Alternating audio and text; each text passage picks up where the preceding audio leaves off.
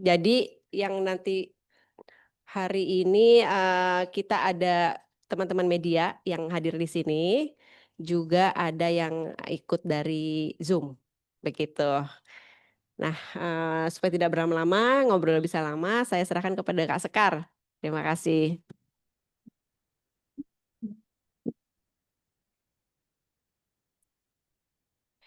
Baik, Assalamualaikum warahmatullahi wabarakatuh. Selamat siang kepada semuanya. Selamat datang saya ucapkan kepada Prof. Dwi Andrea Santoso, Guru Besar Fakultas Pertanian IPB University, serta Kak Anis Hidayah sebagai Ketua Komnas HAM, dan juga Bung Ahmad Martin Hadiwinata sebagai Koordinator VIAN Nasional Indonesia. Tidak lupa saya ucapkan juga selamat datang kepada teman-teman online hari. Terima kasih telah hadir dalam diskusi 2 mingguan Nexus 3 Krisis Planet dengan judul Tanah untuk Rakyat, Bukan Food Estate, Merealisasikan Kedaulatan Pangan di Era Krisis Iklim. Perkenalkan, diri saya Sekar dari Madani Berkelanjutan yang akan membantu diskusi kita siang hari ini. Teman-teman, kalau kita berbicara soal pangan, ini bukan hanya soal perut saja, tapi juga berkaitan dengan kehidupan masa depan bangsa kita dan keadilan sosial. Ada dua hal yang baru-baru ini menjadi sorotan publik, menunjukkan betapa rapuhnya sistem pangan kita.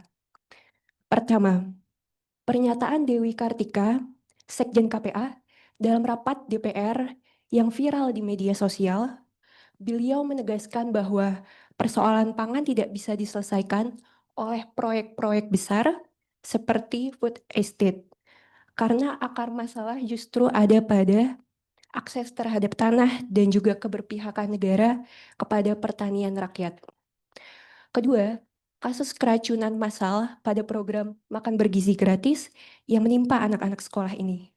Peristiwa ini menyadarkan kita bahwa program pangan ini tidak bermasalah di hulu, tapi sampai ke hilir. Mulai dari kebijakan produksi sampai penyediaan pangan yang aman, sehat, dan adil hingga ke masyarakat.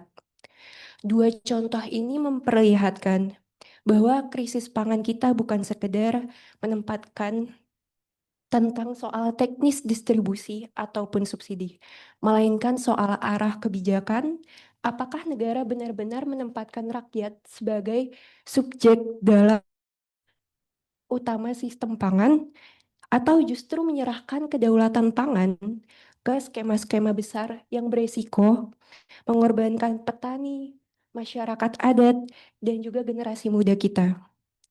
Nah, kali ini kita akan melihat kebijakan yang lebih ke hulu. Apakah kebijakan sistem pangan kita sudah berdaulat, sudah beres, ataukah sistem pangan kita sudah dapat mengantisipasi krisis iklim? Seperti yang kita ketahui bahwa program ketahanan pangan dan energi ini adalah salah satu proyek strategis nasional. Presiden Prabowo telah menggadang-gadang lumbung pangan dan energi untuk mencapai swasembada. Salah satunya melalui proyek food estate luas 481.000 hektar di Merauke. Padahal berdasarkan kajian teman-teman dari Komnas HAM, VIAN Indonesia, dan juga akademisi seperti Prof. Andreas, pendekatan skala besar ini justru mempersempit peran pertanian rakyat yang selama ini berjasa dalam memasok sumber pangan Nusantara. Komnas HAM juga menemukan pelanggaran hak asasi manusia karena mekanisme FPIC atau Padiatapa ini sering diabaikan, membuat masyarakat kehilangan kedaulatan di atas wilayahnya sendiri. Selain itu, food estate juga berkontribusi pada ketidakadilan iklim, di mana dampak negatifnya dirasakan oleh masyarakat lokal dan keuntungan hanya dinikmati oleh kalangan atas. Oleh karena itu, melalui diskusi hari ini, kita semuanya bertujuan untuk menegaskan bahwa jalan menuju pangan yang berdaulat dan adil ini harus melalui tanah untuk rakyat dan reforma agraria berbasis kedaulatan pangan. Baik, sebelum masuk ke dalam diskusi yang lebih dulu, saya ingin meminta tanggapan atau respon singkat soal kebijakan pangan saat ini dari masing-masing narasumber. Mungkin dari Prof. Andreas.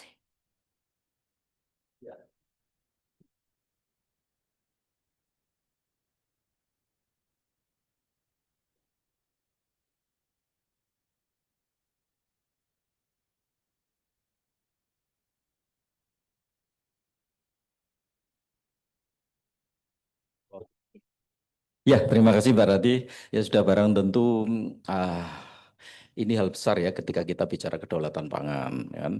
Karena kedaulatan pangan yang nanti akan saya sampaikan apa itu kedaulatan pangan dan aspek besar apa yang ada di kedaulatan pangan. Dan kedaulatan pangan sudah barang tentu amat sangat berbeda dengan politik pangan yang kita anut saat ini. Karena politik pangan kita kan food security ya, ketahanan pangan. Kalau kita bicara ketahanan pangan, pangan dari manapun, diproduksi dengan cara apapun, nggak ada masalah sama sekali selama pangan tersebut tersedia bagi masyarakat luas. Jadi itu secara singkat dan sudah barang tentu ketahanan pangan saja semakin lama semakin menjauh, apalagi kedaulatan pangan. Jadi, terima Juga. Oh iya, masih balas-balas WA. Apa tadi pertanyaannya? Pangan itu kan bagian dari pangan merupakan hak asasi manusia ya, terutama hak atas kehidupan yang layak, di mana di dalamnya adalah menyangkut terkait dengan hak pangan, di mana kewajiban negara itu memastikan ada ketersediaan pangan, kemudian produksi, bagaimana produksi itu harus berkelanjutan, kemudian bagaimana ketersediaan dari aspek ketersediaan masyarakat itu dapat mengakses baik dari sisi ekonomi, fisik gitu ya, dan harus ada kepastian terkait dengan baik itu dari sisi jumlah maupun kualitas. Nah, dari semua tadi ada pada satu kesimpulan di mana kita punya masalah, punya PR, baik dari aspek tadi yang disampaikan Prof. Andreas, kedaulatan pangan, kemudian dari sisi ketersediaan pangan, dan baik dari sisi bagaimana kebijakan negara, apakah sudah berpihak pada masyarakat atau belum, terutama dari aspek sumber daya alam yang mesti digunakan, bagaimana reforma agraria yang tadi di awal sudah didiskusikan gitu ya. Saya kira di setiap aspek-aspek tadi ada persoalan-persoalan yang memang saat ini sedang menemukan satu momentum ketika pemerintah membuat satu proyek besar namanya satu food estate, yang kedua adalah MBG. Nanti kita akan diskusikan lagi. Baik, kalau diminta berkomentar, saya mungkin akan mengangkat narasi swasembada pangan ya, yang diangkat oleh Presiden Prabowo. Jadi ini semacam ilusi ya, semacam ilusi swasembada pangan yang ingin kembali dihadirkan dari model pertanian pangan yang dilakukan oleh masa Orde Baru di era 70-80 seperti itu, dengan menggunakan pendekatan revolusi hijau yang gagal total gitu ya, dan berakibat pada ketergantungan kita kepada beras gitu, dan rusaknya sistem pertanian pangan lokal kita. Itu dulu. Jadi saya katakan bahwa model kebijakan pangan yang didorong oleh Presiden Prabowo, swasembada pangan itu seperti ilusi yang yaitu sudah seharusnya kita tinggalkan, kita ganti. Seperti itu.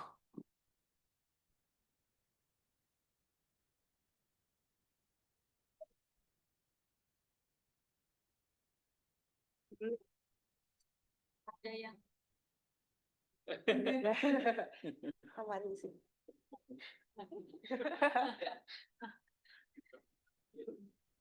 Baik, terima kasih atas tanggapan dari ketiga narasumber. Tadi dari Prof. Andreas, saya bisa menangkap bahwa dalam untuk mencapai kedaulatan pangan ini masih jauh ya, Prof. Karena kita sampai saat ini untuk mewujudkan ketahanan pangan juga masih jauh. Untuk itu saya ingin bertanya kepada Prof. Andreas terlebih dahulu, apa sebab program food estate ini gagal dalam mendorong kedaulatan pangan?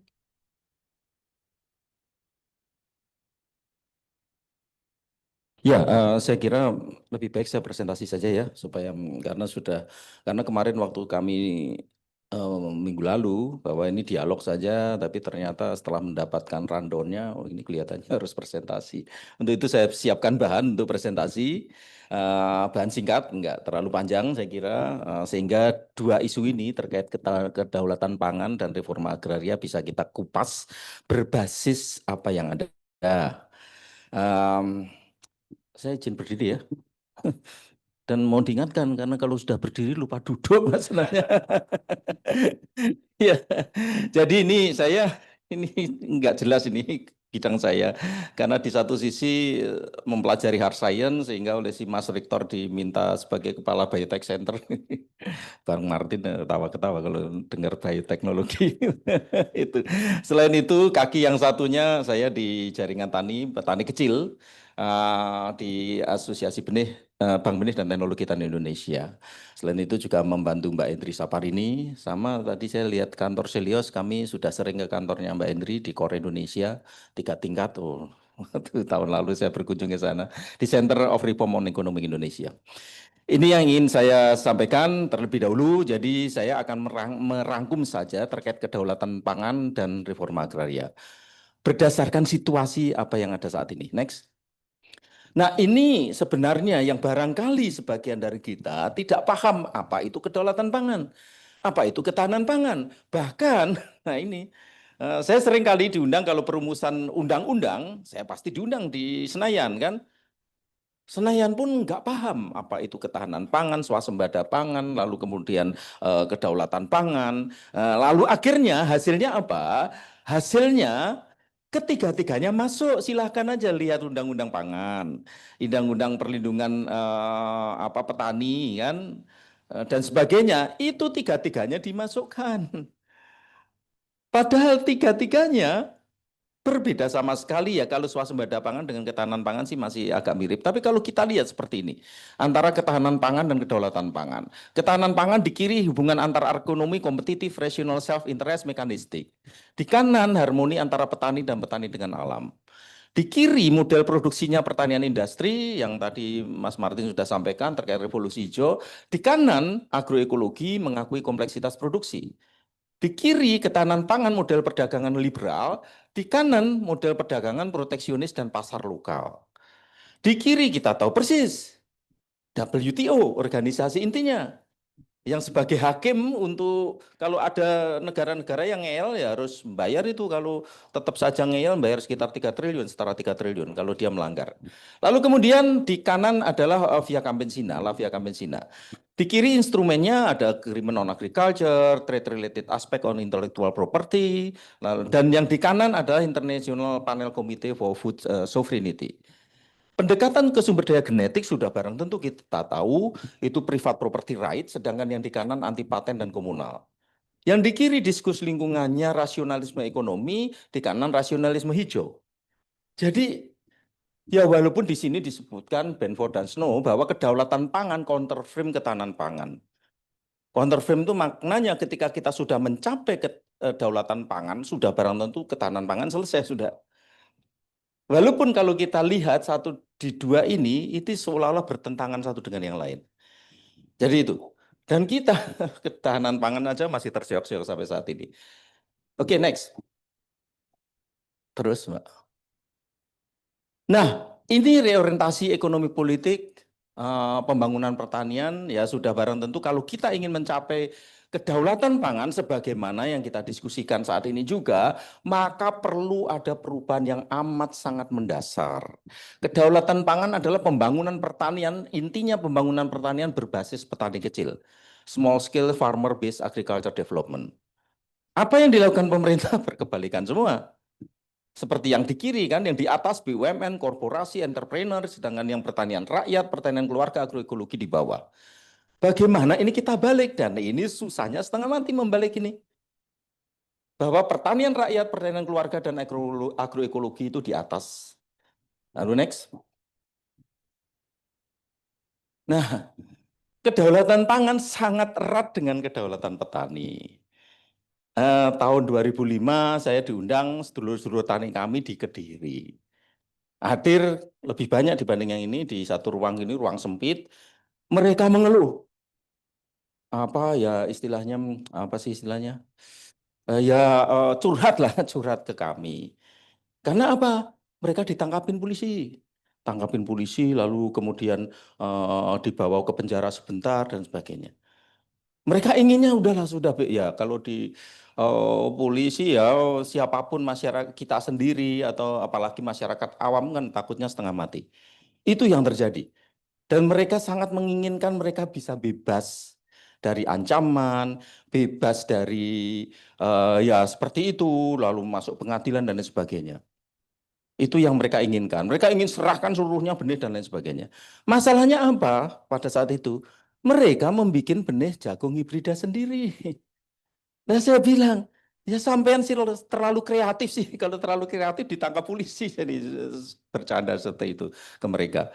Lalu akhirnya saya mengikuti beberapa sidangnya. Salah satunya Budi ini yang saya ikuti sidangnya. Risalah sidangnya saya dapatkan dari Budi. Pada saat sidang sebenarnya tidak terbukti sama sekali apa yang dia lakukan. Misalnya mencuri benih induk nggak terbukti, melanggar paten nggak terbukti. Lalu akhirnya Budi ini di dua tempat, diadili di dua tempat, di Tulungagung dan di Kediri. Di Tulungagung dibebaskan, di Kediri dinyatakan bersalah. Bersalahnya karena apa? Nah ini, bersalahnya karena melanggar undang-undang kita sendiri. Jadi memilah, menyeleksi, dan mengembangkan induk, memproduksi jagung hibrida dan mengedarkan di kalangan petani, tangkap polisi, masuk penjara, diadili. Karena apa? Melanggar undang-undang. Kan ini kan konyol. Undang-undang yang kita bikin digunakan untuk menjerat petani. Jadi ini hati-hati ya. Jadi kalau mau nanam tomat di rumah atau nanam bunga, bisa terkena ini melakukan budidaya tanaman tanpa izin. Jadi harus pakai izin kan. Lalu kemudian pasal 12, 14 dan 60 mengedarkan benih yang belum dilepas oleh pemerintah dan belum tersertifikasi. Jadi ini pasal yang dikenakan dan kemudian dinyatakan bersalah.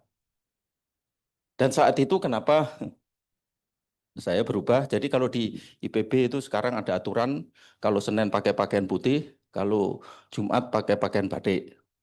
Nah, saya bilang, loh kemarin kan waktu ada seminar Mas, loh Mas kok nggak pakai pakaian putih? Loh ini putih hanya kelunturan jadi hitam nah, gitu. Kalau cuma loh kok nggak pakai batik, ini batik hanya batikannya nggak kelihatan karena hitam. Nah, jadi itu. Nah lalu kemudian tahun 2011 dengan teman-teman di Jakarta, nggak tahu Mas Martin ikut apa enggak ya, yang waktu kita mengajukan judicial review terhadap Undang-Undang Sistem Budidaya Tanaman dan dimenangkan oleh MK. Jadi apapun oke berlaku kecuali hasil pemulihan oleh perorangan petani kecil dalam negeri. Jadi ketika kita bicara kedaulatan pangan, lah petani aja belum berdaulat. Bagaimana kita bicara kedaulatan pangan? Setelah kami menang di MK, terjadi lagi next. Terus, nah ini di akhir tahun 2017 kami memberikan bantuan benih IF8 ke pemerintah Aceh. Mengatasnamakan salah satu lembaga yang amat sangat powerful di Indonesia. Bukan kami, tapi lembaga yang bersangkutan yang memberikan bantuan benih. Nah, di akhirnya berkumpul diterima oleh Gubernur Aceh pada saat itu sekitar 2.000 petani datang. Lalu kemudian di tahun 2018, di akhir tahun 2017 ditanam, tahun 2018 di April dipanen. Ribuan petani menanam benih tersebut. Dan hasilnya hampir 2 kali lipat benih bantuan pemerintah. Ini benih karya petani kecil dari Karanganyar. Lalu akhirnya apa? Tahun 2000, mulai 2018, Ketua AB2TI Aceh Utara ini si Pak Munirwan, Tengku Munirwan, kemudian memperbanyak kerjasama dengan tengku-tengku yang lainnya, dengan kepala-kepala desa yang lainnya melalui kerjasama BUMDes, memperbanyak benih IF8. Karena karyanya tersebut, Tengku Munirwan dihadiahi sebagai petani inovator nasional tingkat 2, nomor 2. Kalau misalnya benih IF8 benihnya sendiri mungkin nomor 1. Jadi itu mendapat penghargaan di tingkat nasional. Beberapa bulan kemudian ditangkap polisi. Ketua AB2TI kami di Aceh Utara ditangkap polisi. Terjadi demo besar pada saat itu, lalu kemudian dia nggak jadi ditahan, tapi harus wajib lapor. Wajib lapor tiap minggu dari Lok Sumawe ke Banda Aceh. Siapa biang keladi di belakang itu semua ada di fotonya di sini. Itu kan ya. Jadi itu. Dan saya kurang tahu persis kenapa kok isu ini jadi muncul lagi. Barusan saya kira beberapa dalam minggu-minggu terakhir ini dimunculkan lagi isu Munirwan. Jadi itu. Jadi itu ceritanya. Lalu akhirnya di April kalau nggak salah ya tahun 2020 saya ditelepon Tengku Munirwan bilang, Pak Andreas, saya sudah SP3, ya sudah alhamdulillah SP3 setelah setahun mengalami proses tersebut. Oke, next. Nah, lalu bagaimana terkait reforma agraria dan kondisi petani 20 tahun terakhir? Saya bicara data saja, walaupun bicara data banyak orang nggak suka juga, sehingga saya jadi yang dibully juga kan, yang membuli pejabat pemerintah lagi. Jadi ini data, jumlah rumah tangga usaha pertanian 20 tahun terakhir, di tahun 2003 ke tahun 2013 turun 5 juta rumah tangga tani. Lalu kemudian teman-teman di jaringan masyarakat sipil, wah ini tani turun dan sebagainya, heboh, nggak karuan. Padahal seharusnya demikian. Jumlah petani harusnya turun. Kalau kita belajar sedikit lah terkait ekonomi kan ya. Ketika negara berkembang dari negara berpendapatan rendah ke menengah ke maju, maka terjadi perubahan struktur ekonomi yang ekonomi berbasis sumber daya alam dan pertanian ke ekonomi berbasis industri dan jasa. Jadi kalau jumlah petani turun yang memang seharusnya demikian. Hanya harusnya turunnya diikuti dengan peningkatan lahan yang dia kelola. Harusnya seperti itu idealnya kan ya.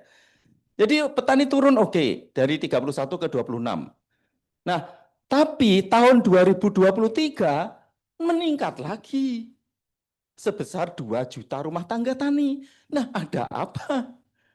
Kok jumlah petani kemudian rumah tangga petani meningkat? Kan? Nah, tapi sayangnya peningkatan jumlah rumah tangga petani diikuti oleh penurunan di seluruh subsektor. Kita lihat, subsektor tanaman pangan turun dari 17 ke 15. Padi 14 ke 11, kan palawija 8 ke 6. Hortikultura 10 ke 9. Lalu perkebunan 12 ke 10. Peternakan yang relatif stabil.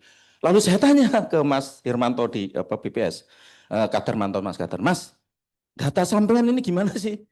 Jumlah petani naik, kenapa? Subsektornya turun semua. Dia jawab sederhana, Mas. Ya itulah kondisi petani. Petani kondisinya semakin miskin. Kenapa semakin miskin? Diversifikasi usaha menurun. Jadi seorang petani padi, kalau dulunya dia tahun 2013 katakanlah, masih punya kerbau, masih punya ayam dan sebagainya, sekarang hanya petani padi. Kalau petani palawija sebelumnya juga bertani padi, sekarang hanya bertani palawija. Maksudnya itu. Dan ini kan ironis. Jumlah petani meningkat, tapi subsektor di pertanian menurun semua. Oke, next. Nah, penyebabnya ini data yang sangat menarik dari Kompas, saya lihat. Serapan pekerja sektor formal terus menurun tahun 2009 sampai tahun 2014, 15,6 juta, 2014 ke 2019, 8,5 juta, 2019 ke 2024 hanya 2 juta. Serapan tenaga kerja. Dan ini menjawab mengapa jumlah rumah tangga petani meningkat. Lah kan ironis. Jadi orang-orang diusir, kamu nggak dapat kerja, udah jadi petani aja. Jadi seperti itu yang terjadi. Proporsi tenaga pekerja melalui usaha berdasarkan tingkat penghasilan, itu sekarang ini di sini. Apa yang di bawah 500.000 pendapatannya per bulan itu meningkat drastis. Yang pendapatan lainnya menurun semua. Jadi ini kan ironis, ini sekaligus menjawab mengapa jumlah petani rumah tangga tani meningkat. Ini kondisi yang terjadi di kita. Oke, next. Ya, next. Kebalik. Nah, bagaimana kesejahteraan petani? Kita lihat nilai tukar petani. Ini nilai tukar petani tanaman pangan. Ini selama 10 tahun terakhir nilai tukar petani tanaman pangan itu 50% di bawah 100. Petani padi bisa dibayangkan. Apa artinya NTP di bawah 100? Bertani itu rugi. Dan sekarang digembar-gemborkan, wah itu kan sudah kita subsidi 150 triliun per tahun. Wah, dan macam-macam itu yang disampaikan kan aneh. Padahal petani sekarang ini yang mungkin lah sampai 110 itu, kalau 110 kan logika sederhananya untung 10% bisa tani. Jadi oke, yang paling maju ya perkebunan rakyat ini cukup cepat. Oke, next. Nah ini juga terkait RUTP menurut luas lahan yang dikuasai. Kita lihat aja satu angka petani yang lahannya hanya kurang dari 1.000 meter persegi. Karena kita bicara reforma agraria. Petani lahannya kurang dari 1.000 meter persegi bisa dibayangkan. Dari 9 juta, trennya bagus. Tahun 2003 ke 2013 menjadi 4 juta. Tapi 2023 sensus naik lagi. Naik sekitar 3 juta rumah tangga petani yang luas lahannya kurang dari 1.000 meter persegi. Bisa dibayangkan. Kan? Yang 1.000 sampai 2.000 ya relatif stabil, tetap miskin. Yang 2.000 sampai setengah hektar ya relatif stabil. Lalu bagaimana untuk petani skala besar? Next. Nah, petani menengah dan skala besar yang lahannya setengah hektar sampai 1 hektar itu turun trennya. Nah, memang ada yang petani yang lebih dari 3 hektar lahannya ya relatif stabil kan, walaupun sempat naik lalu turun lagi di tahun 2023. Next. Lalu bagaimana umur petani? Kemarin kalau nggak salah Kompas atau mana membaca ini. Jadi petani sekarang ini yang berumur ini apa ya, generasi apa? Generasi generasi Z, milenial ini generasi apa sih? Generasi X dan baby boomer di atas 45 tahun. Ini melonjak dari 37% ke 60% tahun 2023 ke 72%. Generasi X dan baby boomer. Lalu katanya, wah kita sudah petani, anak-anak muda sekarang tertarik di dunia pertanian. Oh, yang ngobrol yang nggak jelas itu kan. Turun 9,2% ke 3% ke 21,1%. Generasi Z kan. Generasi yang milenial juga turun. Ini kenyataan. Bicara data bisa dibully, padahal saya hanya selalu bicara data aja. Next. Nah, ini yang terakhir terkait dengan isu food estate. Amat sangat kebetulan saya terlihat di yang pertama dan terakhir. Yang pertama saya sebagai anggota tim analisis risiko lingkungan di Gambut 1 juta hektar. Lalu dari tahun 96 saya keluar masuk hutan di Kalimantan di X Gambut 1 juta hektar tersebut. Luar biasa indah. Kadang-kadang masih ketemu orang hutan. Kalau saya masuk ya disangka orang hutan juga mungkin nulis orang hutannya. Jadi itu luar biasa indah. Ada kayu 56 juta meter kubik pada saat itu. Dan setelah itu dibabat habis dan jadinya sekarang ini. Tahun 98 dikirim sekitar 15.000 keluarga transmigran untuk menggarap lahan 30.000 hektar. Akhirnya apa ya? Ya situlah akhirnya seperti itu gagal. Lalu kemudian MIFE 1,23 juta hektar tahun 2008 gagal. Food estate Bulungan 300.000 hektar gagal. Food estate Ketapang 100.000 hektar gagal. Rice estate 1,2 juta hektar tahun 2015 juga gagal. Lalu tahun 2020 sampai tahun 2023 saya diminta BUMN Pangan untuk mendampingi mereka uji coba lagi di sana di lahan gambut 1 juta hektar. Hasilnya memuaskan 0,85 ton per hektar hasilnya. gabah kering panen ya sudah selesai lah. Jadi ini kenapa gagalnya ya nanti next ini yang terakhir gagalnya karena ini. Karena apa? Seluruh proyek food estate melanggar 4 pilar pengembangan lahan pangan. Itu saja saya kira yang bisa saya sampaikan. Nanti bisa kita diskusikan lebih lanjut. Terima kasih. Assalamualaikum warahmatullahi wabarakatuh.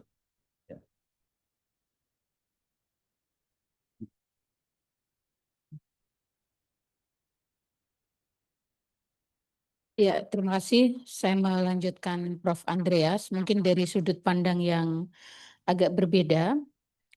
Sebenarnya kalau kita bicara pangan, dalam konteks HAM, hak atas pangan tidak berhenti di hak atas pangan, tetapi hak atas pangan dan gizi ya, yang merupakan bagian dari hak atas hidup yang layak, sebagaimana dijamin di dalam pasal 11 Konvensi Hak Ekonomi Sosial dan Budaya. Nah, hak atas pangan dan gizi itu apa sebenarnya gitu ya, sehingga ini ramai kita diskusikan karena food estate dan MBG. Nah, hak atas pangan dan gizi itu adalah hak setiap warga negara tanpa diskriminasi untuk mendapatkan akses secara berkelanjutan atas pangan yang layak, berkualitas gitu ya. Kemudian juga diperoleh dengan cara-cara yang aksesibel oleh masyarakat. Nah, artinya definisi tadi merefleksikan betapa sesungguhnya kalau kita bicara bagaimana hak atas pangan dan gizi kita hari ini, tentu tantangannya masih banyak. Tadi sudah disampaikan Prof. Andreas. Apa? Yang pertama adalah terkait dengan reforma agraria itu sendiri. Tadi sudah banyak didiskusikan. Reforma agraria ini salah satu kasus yang sejak Komnas HAM berdiri dari tahun 93 sampai hari ini itu merupakan kasus yang paling banyak terjadi di masyarakat dan dia tidak berdiri sendiri tetapi berkelindan dengan kasus-kasus yang lainnya.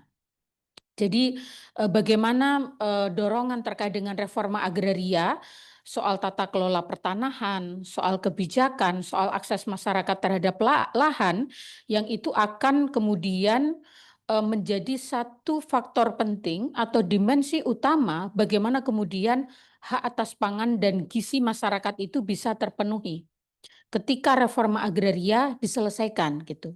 Jadi itu masih menjadi tantangan. Yang kedua, tantangan serius lainnya adalah ketidakcukupan konsumsi pangan. Ini paradoks. Krisis pangan terjadi di negara agraris, di mana sebagian besar masyarakat kita itu petani, meskipun makin ke sini yang makin meningkat adalah buruh tani gitu ya, karena masyarakat kehilangan lahan karena konflik agraria yang tidak pernah diselesaikan secara serius gitu. Jadi kenapa saya katakan tidak pernah diselesaikan secara serius? Diselesaikan tetapi nggak selesai. Nggak pernah selesai sehingga tidak diselesaikan secara serius gitu. Jadi itu berdampak kepada ketidakcukupan stok pangan kita yang kemudian mengalami krisis gitu ya. Jadi paradoks kita ya seperti tikus bisa mati di lumbung padi misalnya gitu. Jadi ini luar biasa gitu ya. Kemudian yang ketiga adalah terkait dengan problem klasik yang sampai hari ini juga masih terjadi di banyak wilayah, bahkan di perkotaan yang kita tidak pernah bayangkan. Stunting. Bayangkan Depok itu hanya berapa radius gitu ya dari ibu kota, itu masih terjadi stunting.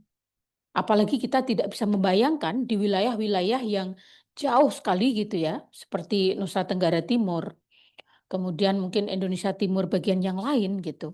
Problem itu memang sebenarnya bisa dikatakan sistematis, karena itu bagian dari mata rantai konflik agraria gitu ya. Kemudian yang keempat, tantangan utamanya adalah dampak pada perubahan iklim. Karena konflik agraria tidak diselesaikan secara serius oleh negara, gitu ya.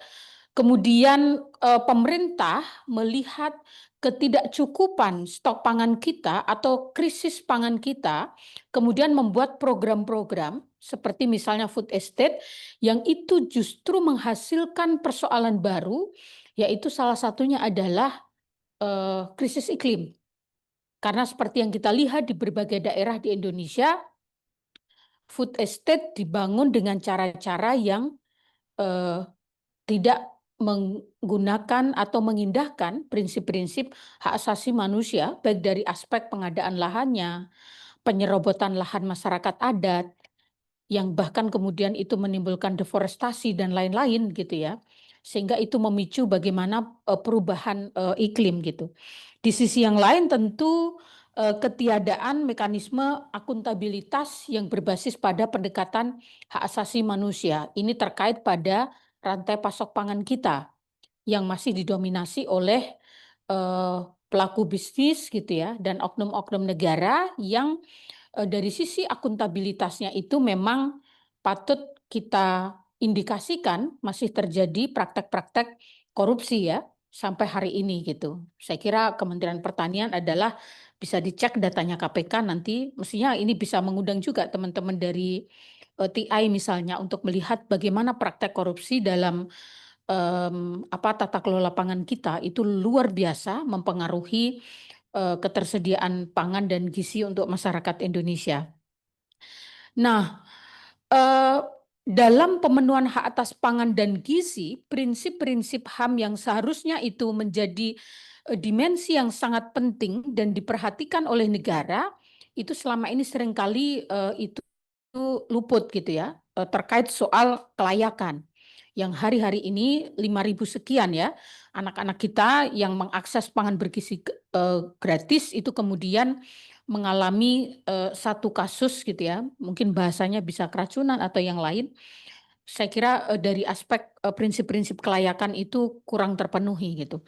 Kemudian ketersediaan, kemudian keterjangkauan dan keberlanjutan gitu. Jadi keberlanjutan selalu menjadi persoalan.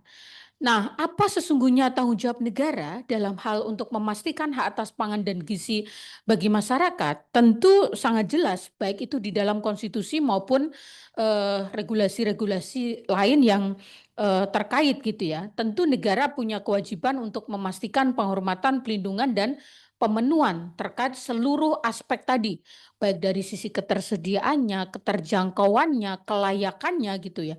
Semua menjadi tanggung jawab negara, tetapi juga ada yang merupakan tanggung jawab non-state actor atau pelaku bisnis, di mana pelaku bisnis ini juga terikat pada prinsip HAM atau Business and Human Right gitu ya. Yang dari sisi ini tentu kita juga masih punya tantangan tersendiri gitu. Nah, saya ingin menyampaikan satu hal di mana ini menjadi salah satu landasan penting Komnas HAM tahun ini yang kemudian menyusun satu standar norma pengaturan tentang hak atas pangan di mana Mas Martin juga terlibat, teman-teman Vian di dalamnya. Komnas HAM sedang melakukan drafting terkait itu gitu ya. Bahwa kewajiban negara memang belum sepenuhnya terjadi, tetapi dalam konteks pemenuhan hak ekonomi sosial budaya itu kan kita menganut progressive realization. Artinya apa sih tanggung jawab negara sedikitnya yang sudah dilakukan gitu ya, di mana kebijakan yang sudah tersedia, upaya-upaya yang sudah dilakukan tentu patut juga dicatat sebagai satu bentuk tanggung jawab yang sudah dilakukan. Dan bukan berarti kemudian tidak ada hal apapun yang sudah dilakukan.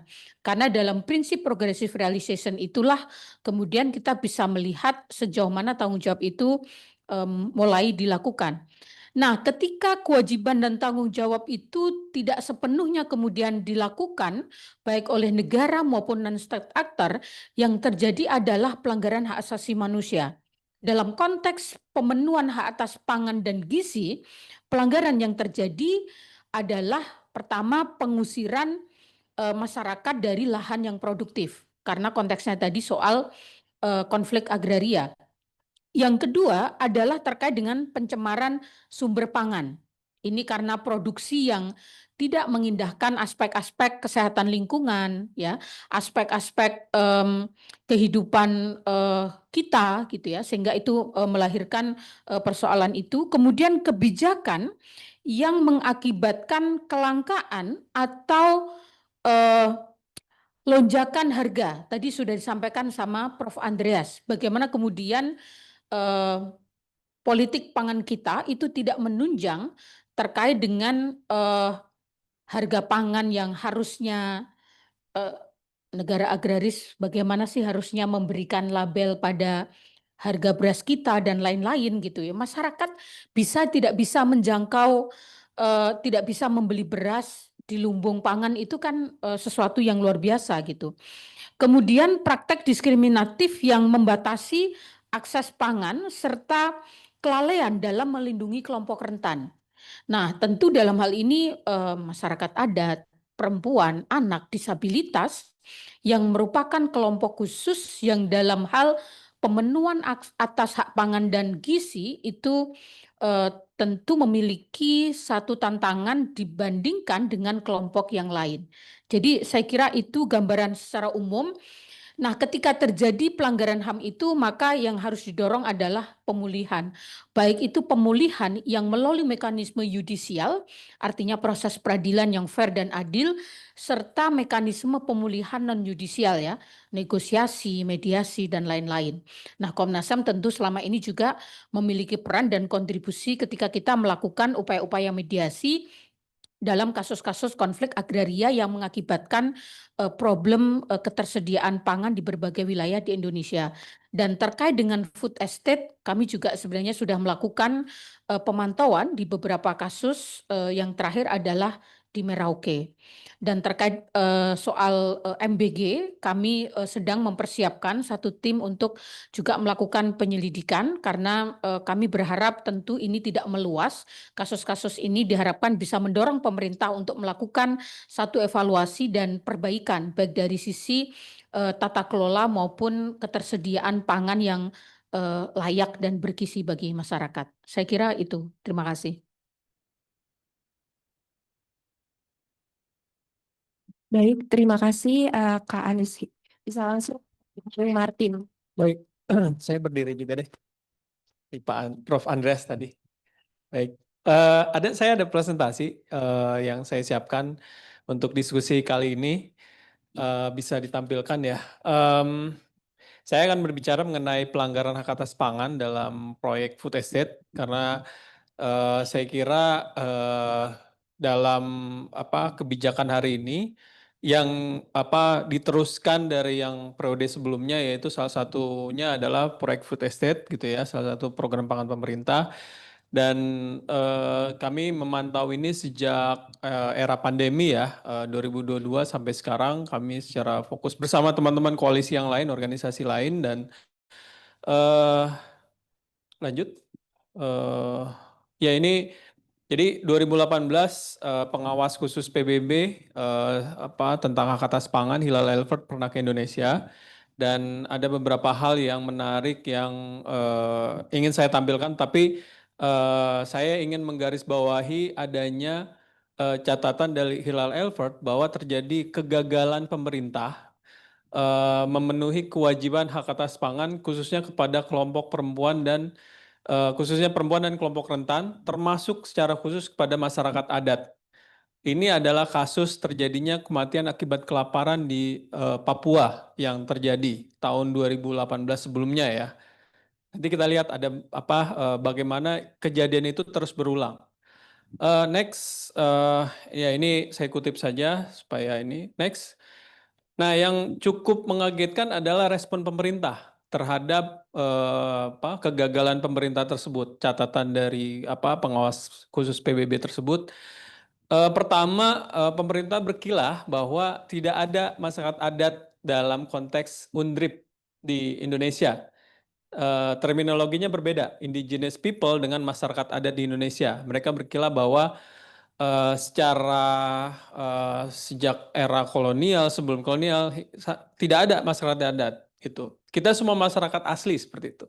Padahal dalam konteks masyarakat adat ada sistem dan kepercayaan yang berbeda dari situasi umum yang terjadi dalam konteks Indonesia, dan secara konstitusi masyarakat adat diakui seperti itu ya. Indigenous orang asli itu diakui secara konstitusi. Nah, yang kedua, kegagalan pemerintah tersebut, mereka menyalahkan sistem mereka masyarakat adat tersebut gitu. Jadi suku Asmat itu semi-nomadic way of life gitu ya, atau kalau dalam yang umum itu pastoralis seperti itu ya, berburu dan meramu dan lain sebagainya, yang itu dianggap disalahkan oleh ya salah masyarakat itu sendiri gitu.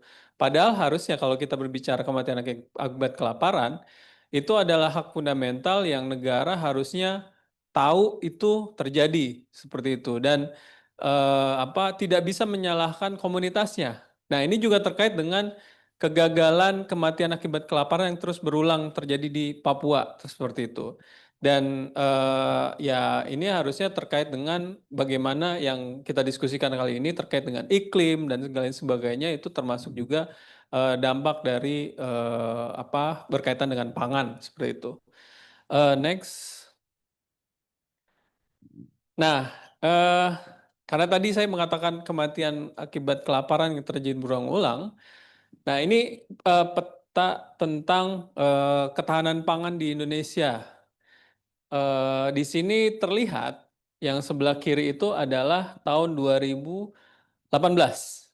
Tapi di 2024 itu ya, sini ada bedanya, ini 2018, ini 2024.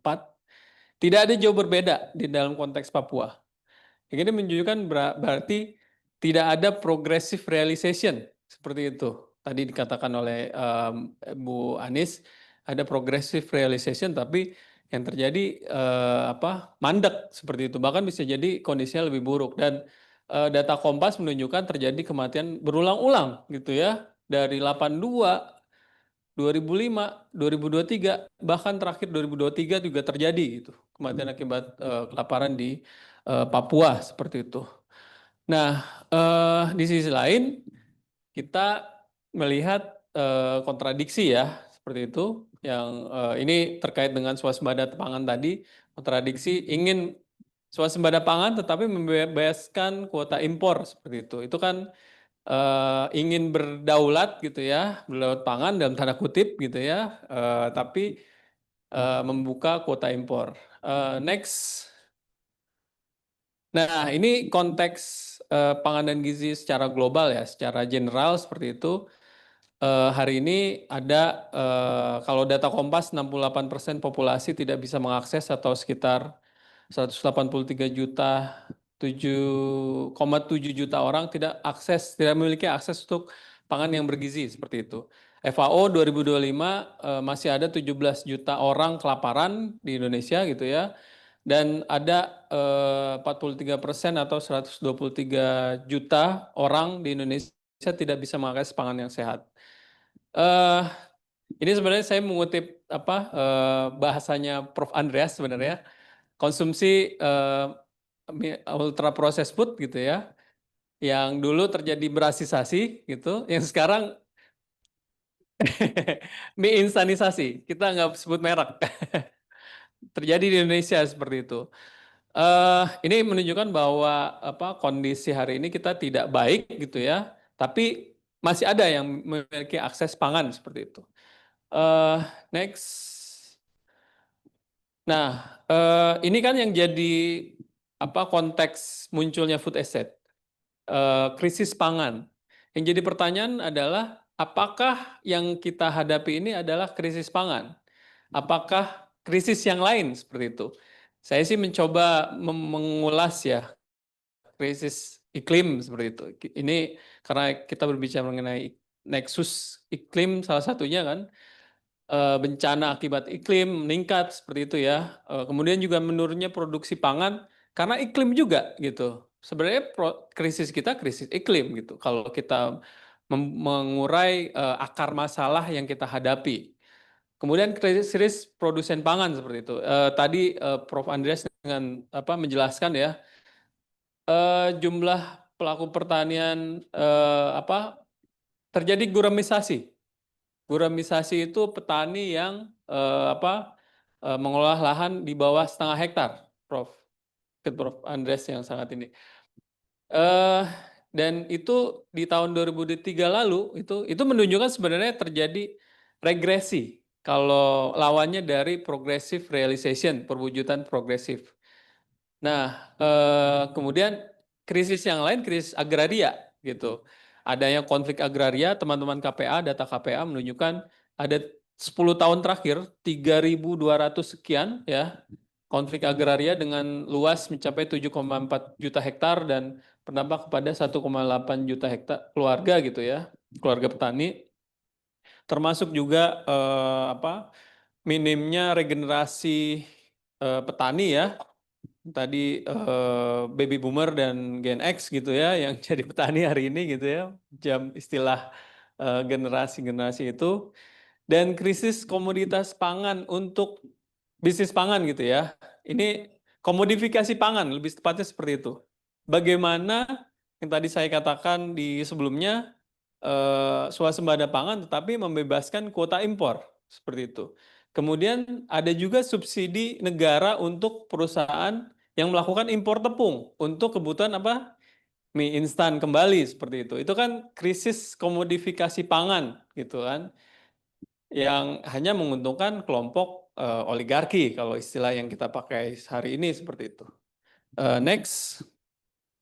Jadi kita bisa katakan bahwa krisis food estate itu ya tidak menjawab krisis pangan dan tidak dan bukan solusi untuk krisis pangan atau krisis yang sebenarnya yang kita hadapi. Nah, ini pertanyaan reflektif. Bumi cukup memberi makan untuk semua umat manusia. Ini pertanyaan disimpan nanti gitu ya. Next. Ya, saya kembali ke konteks gambaran besarnya ya. Ada 2 riset besar, riset yang dilakukan oleh organisasi, ada di 2024 dan 2022. Prinsipnya yang ditemuan riset tersebut bersepakat bahwa secara global petani kecil ya yang mengolah lahan hanya 1/3 dari wilayah lahan pertanian seluruh dunia gitu ya secara global mampu memproduksi pangan hingga lebih 70% untuk memberi makan populasi di muka bumi seperti itu. Ini menunjukkan bahwa sebenarnya bukan model food estate, bukan model industri, bukan model skala luas gitu ya, yang bisa efektif dan bisa memenuhi hak atas pangan dan gizi kita semua seperti itu. Bahkan ya sebaliknya gitu ya. Nah ini juga berkaitan dengan reforma agraria teman-teman. Nanti akan saya jelaskan di kemudian.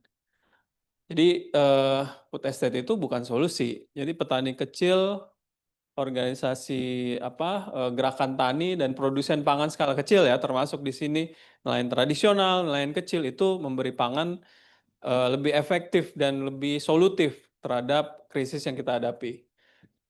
Next lagi. Saya masuk dalam konteks hak atas pangan gitu ya. Tadi dijelaskan oleh Mbak Anis.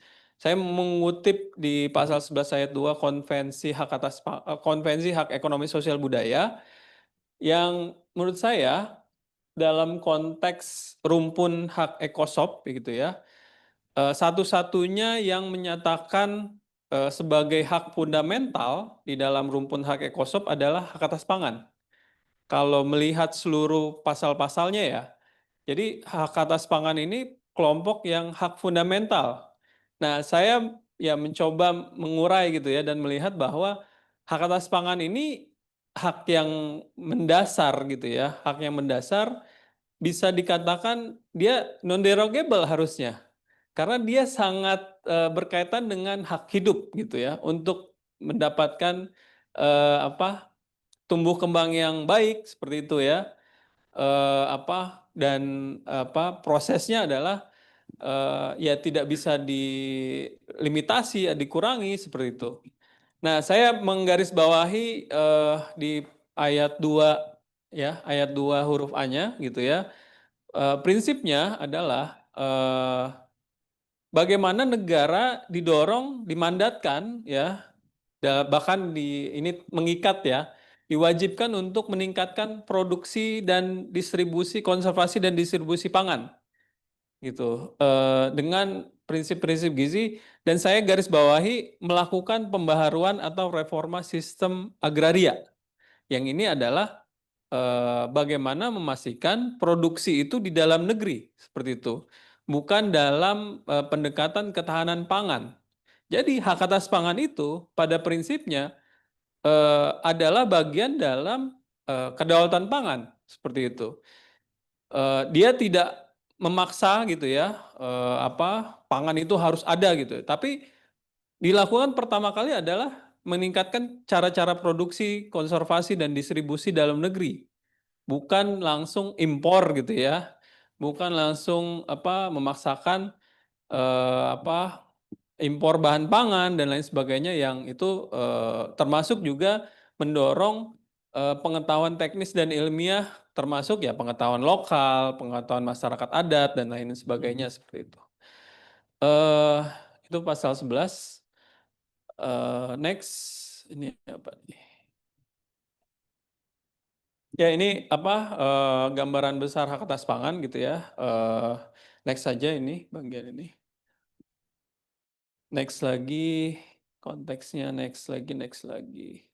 Oke, ini kerangka operasional ya. Tadi saya ingin menjelaskan sebenarnya gini, hak atas pangan dan gizi itu terkait dengan tidak hanya kita bebas dari kelaparan, gitu ya, ada makanan gitu ya, tapi juga melindungi produsennya, gitu.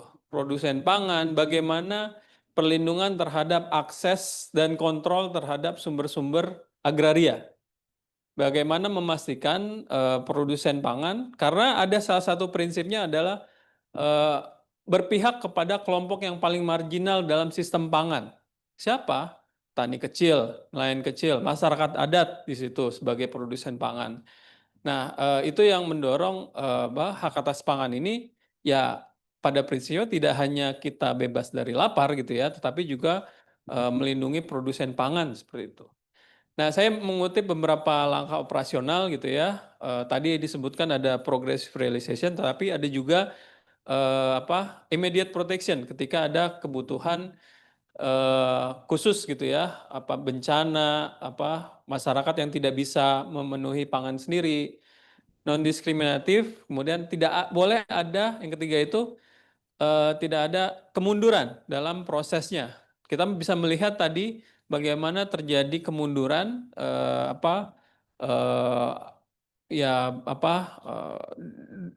peta ketahanan pangan di Papua itu tidak berubah gitu. Bahkan bisa jadi lebih buruk dari yang sekarang, ditambah dengan proyek food estate yang itu akan menghancurkan sumber-sumber pangan, sumber-sumber agraria dari masyarakat sekitar. Ada kewajiban inti minimum gitu, bebas dari kelaparan, tapi juga terkait dengan akses gitu ya, akses ketersediaan pangan, termasuk bagaimana bisa memproduksi pangan gitu, dan kedua itu keterjangkauan terhadap bahan pangan. Nah, yang terakhir adalah memaksimalkan sumber daya yang tersedia. Ini tidak serupa dengan memaksimalkan luas lahan, gitu ya, luas lahan yang tersedia untuk produksi pangan seperti itu. Karena akan berkaitan dengan dimensi normatif kelestarian lingkungan, kelestarian dari sumber-sumber pangan tersebut gitu. Tidak bisa food estate dipaksakan untuk seluas-luasnya, tetapi pada akhirnya akan berdampak buruk dalam kelestarian alamnya seperti itu. Next. Ya, kita mencoba membangun instrumen pemantauan pelanggaran hak atas pangan gitu, dan kita membangun indikator struktur, proses dan hasil gitu. Next saja. Nah, ini kita mencoba di Kalimantan Tengah, bagaimana pemantauan kami di Kalimantan Tengah itu menunjukkan ada pelanggaran-pelanggaran hak atas pangan dan gizi, dimulai dari kewajiban menghormati, terjadi pembatasan pilihan cara memproduksi pangan karena model 1 menit lagi, oke. kewajiban melindungi dan kewajiban untuk memenuhi seperti itu terkait dengan stunting. Next saja. Nah, 2024 lalu gitu ya, ada periodic review terhadap pelaksanaan hak ekosop di Indonesia. Salah satu poin pentingnya adalah hak atas pangan itu negara, pemerintah Indonesia ya, ini kepada pemerintah Indonesia dalam melaksanakan program pangan itu mendorong pelibatan publik seperti itu.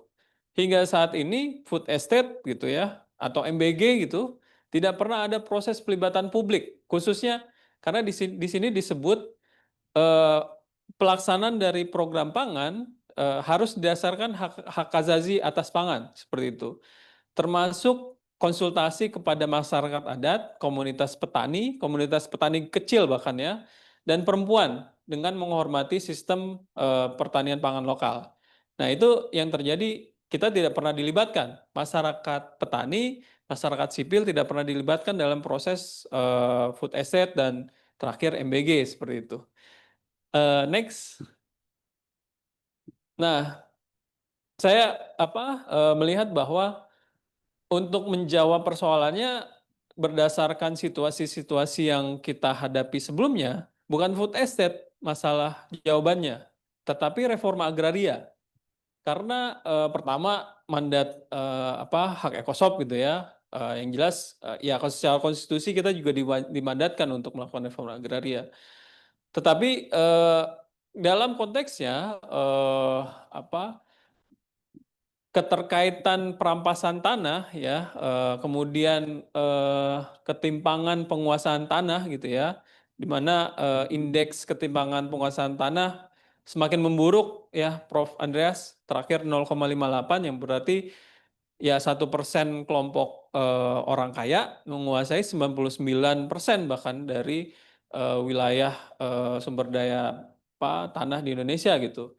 Dan itu mendorong ketimpangan dan pelanggaran hak asasi manusia dan penghidupan dari komunitas seperti itu. Nah, reforma agraria adalah salah satu strategi, salah satu jalannya untuk memenuhi mewujudkan hak atas pangan dan gizi. Mungkin next udah selesai kayaknya bagian ini. Oke, mungkin itu saja dari saya kembalikan kepada moderator. Terima kasih.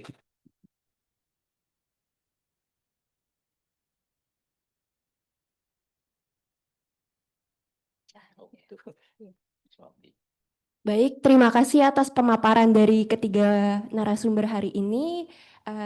Saya ingin kembali lagi ke Prof. Andreas nih. Tadi kan dari pemaparan Prof. Andreas menyampaikan bahwa undang-undang yang dibikin sejauh ini malah digunakan untuk menjerat petani atau sebagai bumerang kepada para petani itu sendiri. Lalu untuk kondisi saat ini juga kesejahteraan dan kedaulatan petani ini masih sangat tertinggal jauh sekali ya, Prof. Nah, lalu bagaimana jalan keluarnya? Mulai dari mana Indonesia ini harus memiliki dapat sistem pangan yang berdaulat dan juga inklusif, termasuk juga dalam mendorong reforma agraria itu sendiri, Prof.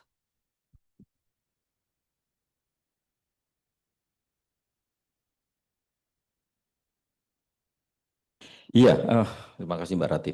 Yang pertama tadi terkait dengan kedaulatan petani ya, memang ini kita prihatin. Karena apa? Karena undang-undang kita sebenarnya sama sekali tidak berpihak kepada petani kecil. Salah satunya ya yang petani yang kami alami karena kami ada di jaringan asosiasi petani benih ya. Dan beberapa kali tadi juga sudah saya sampaikan bagaimana proses-proses kriminalisasi terhadap petani benih. Karena apa ya? Karena justru yang amat sangat kita sesalkan itu karena undang-undang kita sendiri. Jadi yang kasus di Kediri itu sebenarnya laporan dari sebuah perusahaan benih. Tapi laporan itu akhirnya di pengadilan tidak terbukti. Yang lain tidak terbukti akhirnya tetap petani dipersalahkan karena undang-undang kita, kan ironis seperti itu. Sebenarnya sudah sering kami sampaikan, kalau petani bisa kita dorong kreativitasnya, itu dampaknya akan sangat besar. Misalnya di jaringan tani kami barusan melepas IF21, itu dari IF8 ya. sekarang sudah ya 21. Ya 21 dan itu karya petani kecil sendiri. Dan memang dari AB2TI kami berprinsip tidak akan pernah benih-benih yang dihasilkan petani kecil kami daftarkan, dirilis oleh pemerintah. Karena kalau dirilis oleh pemerintah, maka apa yang terjadi? Ya seperti penyanyi dan pencipta lagu kan. Pencipta lagu tetap aja miskin kan. Yang kaya raya petaninya. Jadi itu. Sehingga sekarang ini sedang kami dorong. Seharusnya pemerintah tidak berpikir seperti itu. Dalam arti semua harus dilepas oleh Menteri Pertanian, lalu setelah itu mendapatkan izin edar dan lain sebagainya. Karena kami ingat ada salah satu petani kami di Malang yang ingin mendaftarkan benihnya untuk dilepas oleh pemerintah, lalu sampai mendapatkan izin edar. Saya tanya berapa biayanya? 1,4 miliar untuk mengurus semuanya. Karena apa? Mengurus pendaftaran saja sebagai pendaftaran varietas baru aja prosesnya cukup lama kan. Apalagi izin edar itu harus diuji di 20 lokasi, multilokasi. Ngapain sih pemerintah seperti ini kan? Karena apa? Tim penilai varietas terbaik adalah petani. Kalau kita menghasilkan benih dan benih kita hasilnya kayak gitu-gitu aja, yang nggak akan ditanam oleh petani. Prosesnya seperti itu. Sehingga yang sekarang sedang kami dorong sudahlah, petani yang cukup mendaftar. Saya menciptakan benih sendiri, tak daftarkan, sudah cukup seperti itu. Dia menguasai seluruh prosesnya. Dan kalau tata niaga, dia menguasai tata niaganya. Jadi untuk itu kenapa kalau di AB2TI kami sengaja tidak pernah lagi mendaftarkan benih, tidak ada niatan untuk mendaftarkan benih ke pemerintah. Sehingga ketika ada petani yang berminat ke benih AB2TI, ya menjadi anggota. Sehingga kenapa anggota AB2TI ini perkembangannya cukup pesat. Saat ini kami kepengurusannya ada di 125 kabupaten dan kota, bisa dibayangkan di 25 provinsi. Jadi kami melakukan gerakan sendiri terkait ini. Jadi dan itu ya sekarang kami terus mendorong pemerintah. Karena apa? Untuk benih-benih lainnya itu hanya cukup didaftarkan. Benih-benih yang oleh perusahaan-perusahaan besar itu, hortikultura dan sebagainya, itu hanya perlu didaftarkan. Tapi kenapa untuk benih yang menguasai hajat hidup masyarakat banyak, justru melalui proses yang sedemikian rumit dan jelimet. Jadi itu, dan pada alasannya sih, oh nanti itu kan kalau apa membawa penyakit dan sebagainya. Ya saya seringkali sampean ini asal ngomong aja. Membawa penyakit itu kalau benih didatangkan dari luar negeri ke Indonesia membawa penyakit. Benih yang dikemas, dirakit di Indonesia dengan bahan baku Indonesia, gimana caranya kan? Jadi itu, lalu yang kedua tadi apa ya, Mbak ya?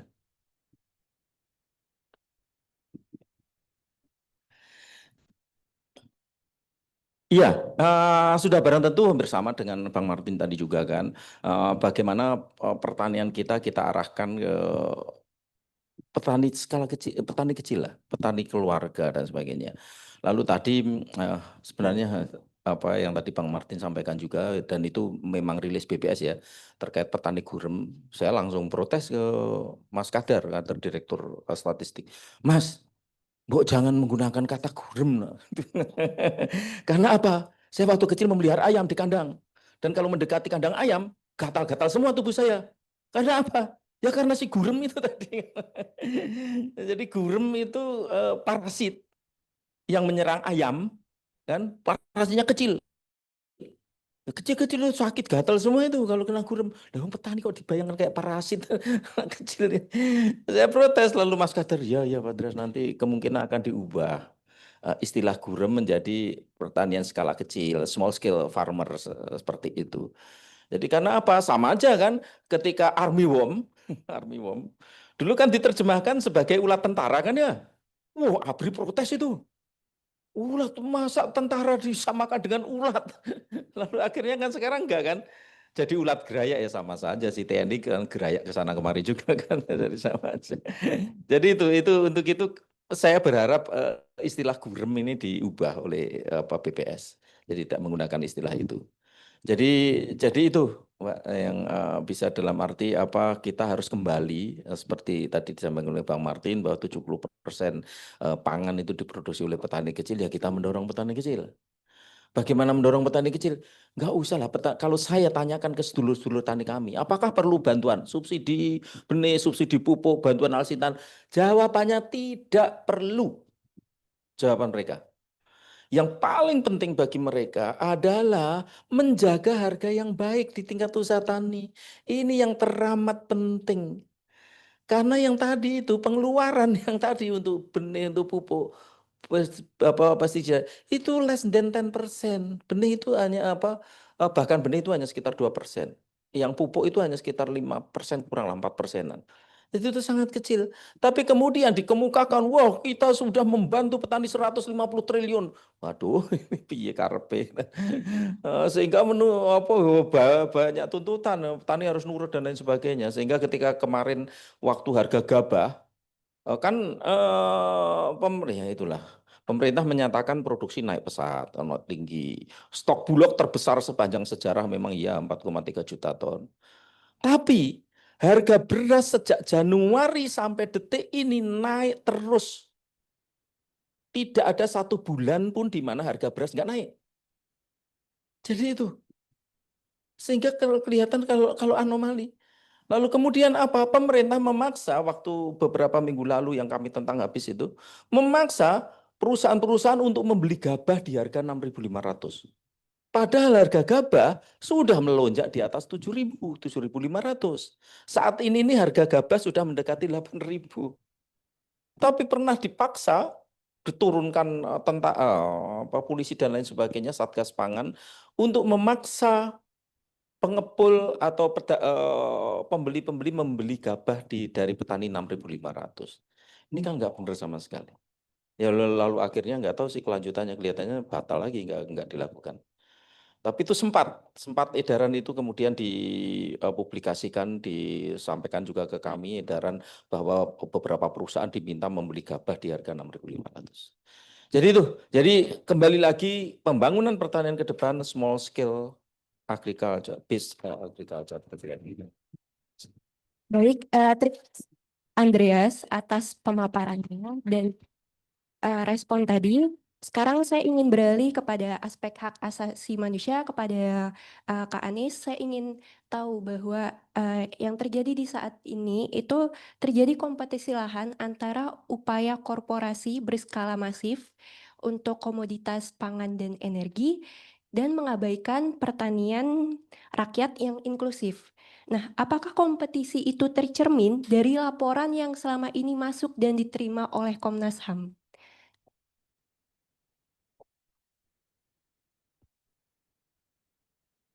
Ya, jadi pola konflik agraria berdasarkan data kasus yang ditangani Komnas HAM itu kan sedikitnya ada 8 pola ya. Konflik agraria. Pertama adalah konflik agraria antara masyarakat dengan TNI Polri gitu ya. Kemudian yang kedua terkait dengan BUMN. Lalu yang ketiga itu menyangkut perkebunan. Yang keempat itu adalah lahan pertanian. Lalu yang lain adalah korporasi. Nah, tentu pertanyaannya tadi mencerminkan bagaimana konflik-konflik agraria yang ditangani Komnas HAM itu selain konflik antara masyarakat dengan negara, itu adalah masyarakat dengan korporasi. Nah, masyarakat berhadapan dengan state dan masyarakat berhadapan dengan korporasi ini sama beratnya. Kan harusnya kan memang tidak perlu dihadap-hadapkan gitu. Karena kekuatan korporasi, bahkan banyak yang mengatakan ya, korporasi itu negara di dalam negara gitu. Karena saking punya power yang cukup besar gitu, sehingga dalam praktek-praktek tertentu, saya ingin mencontohkan kasus di Tesonilo ya, TNTN yang lagi ramai. Bagaimana kemudian korporasi dengan izin ilegal itu bisa mengembangkan sawit di sana, kemudian korporasi di wilayah lain yang baru-baru ini ditangani Komnas HAM, misalnya di beberapa wilayah di Blora misalnya, kemudian di Papua gitu ya. Konflik-konflik antara masyarakat dengan korporasi, korporasi yang didukung oleh oknum pemerintah gitu ya, dan juga oknum aparat itu memiliki kekuatan yang besar untuk kemudian menyalahgunakan kekuatan itu dengan mengambil lahan-lahan secara tidak sah atau tanpa menggunakan prosedur hukum yang memadai, sehingga kemudian masyarakat terusir dari lahannya yang itu tidak hanya menjadi tumpuan hidup gitu ya, tetapi juga masyarakat sudah tinggal bahkan di wilayah itu sebelum kita merdeka misalnya gitu. Jadi laporan-laporan itu tentu sebagian besar adalah konflik antara korporasi dengan masyarakat gitu ya, termasuk PSN-PSN yang ada di Indonesia itu tidak hanya yang dikelola oleh negara, tetapi juga yang makin rumit adalah juga yang dikelola oleh korporasi. Karena nyaris tidak memperhatikan sama sekali aturan gitu ya. Proses partisipasi masyarakat tidak ada, akuntabilitasnya juga tidak ada, grievance mekanismenya juga tidak dibangun, masyarakat kesulitan. Bagaimana harus mengadu? Paling yang bisa mereka akses adalah CSO atau mentoknya ya di Komnas HAM gitu. Sementara Komnas HAM nanti ujung dari penanganan kasus yang kami lakukan adalah rekomendasi. Rekomendasi nanti mentoknya di kementerian lembaga ya itu saja gitu ya. Kementerian ATR BPN misalnya, kemudian LHK gitu ya dan lain-lain gitu. Jadi saya kira itu memang menjadi rantai yang membuat masyarakat itu dalam posisi yang tidak pernah ada keberpihakan negara. Sementara prinsip bisnis dan HAM atau Business and Human Right yang harusnya itu menjadi tanggung jawab korporasi itu sampai hari ini mungkin belum bisa 100% diterapkan karena ya satu ini misalnya di Undang-Undang HAM sendiri ya, korporasi sebagai pelaku pelanggaran HAM itu belum dieksplisitkan di dalam regulasi kita, sehingga kita masih menggunakan instrumen internasional ketika mengatakan korporasi sebagai pelaku pelanggaran hak asasi manusia gitu. Jadi itu juga salah satu tantangan tersendiri bagaimana memastikan ketika masyarakat berhadapan-hadapan dengan korporasi, bagaimana kemudian proses hukum kehadiran negara memastikan keberpihakan kepada masyarakat ketika konflik itu terjadi ya tentu sangat kecil gitu. Yang ujungnya adalah seperti yang disampaikan Pak Andreas tadi, kriminalisasi gitu. Ketika masyarakat melawan, apakah melawan korporasi atau melawan kesewenang-wenangan negara, masyarakat akan menghadapi kriminalisasi dan itu terjadi di Rempang ya, itu terjadi di Wadas, itu terjadi di Rembang, itu terjadi di Pakel, itu terjadi di Salem Kancil ya kasusnya dan lain-lain gitu. Saya kira itu tercermin hampir di seluruhan kasus-kasus konflik agraria yang ada di Indonesia dan yang mayoritas ditangani oleh Komnas HAM.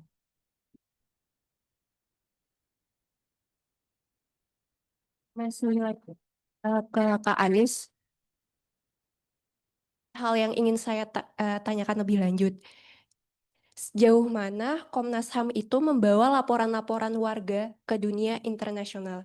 Ini juga tadi mengingat bahwa tekanan publik di dalam negeri ini belum mampu mengubah kebijakan seperti itu. Tentu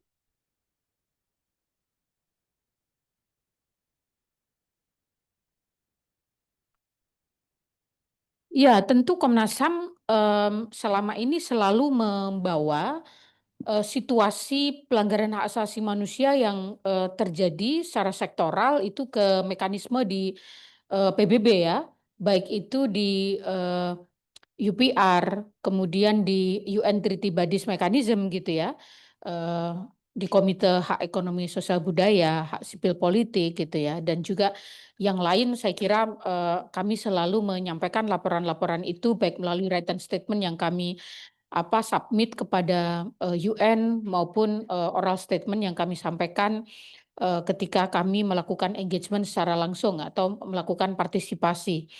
Di luar itu tentu Komnas HAM juga secara reguler melakukan komunikasi ya dengan special rapporteur misalnya ketika kami menghadapi situasi tertentu terkait dengan problem-problem hak asasi manusia di Indonesia gitu. Dan dalam beberapa laporan, saya kira laporan-laporan Komnas HAM juga menjadi salah satu rujukan gitu ya dalam concluding observation-nya beberapa komite. Yang terakhir saya kira Komite Hak Ekonomi Sosial Budaya dan juga Hak Sipil Politik terkait dengan konflik agraria yang terjadi di Indonesia, kemudian pemenuhan hak atas pangan dan lain-lain. Baik, terima kasih Kak Anies atas penjelasannya. Langsung kepada Bung Martin, untuk itu apa sih tuntutan kebijakan yang dapat diberikan kepada pemerintah untuk mendorong transisi kedaulatan pangan berkelanjutan?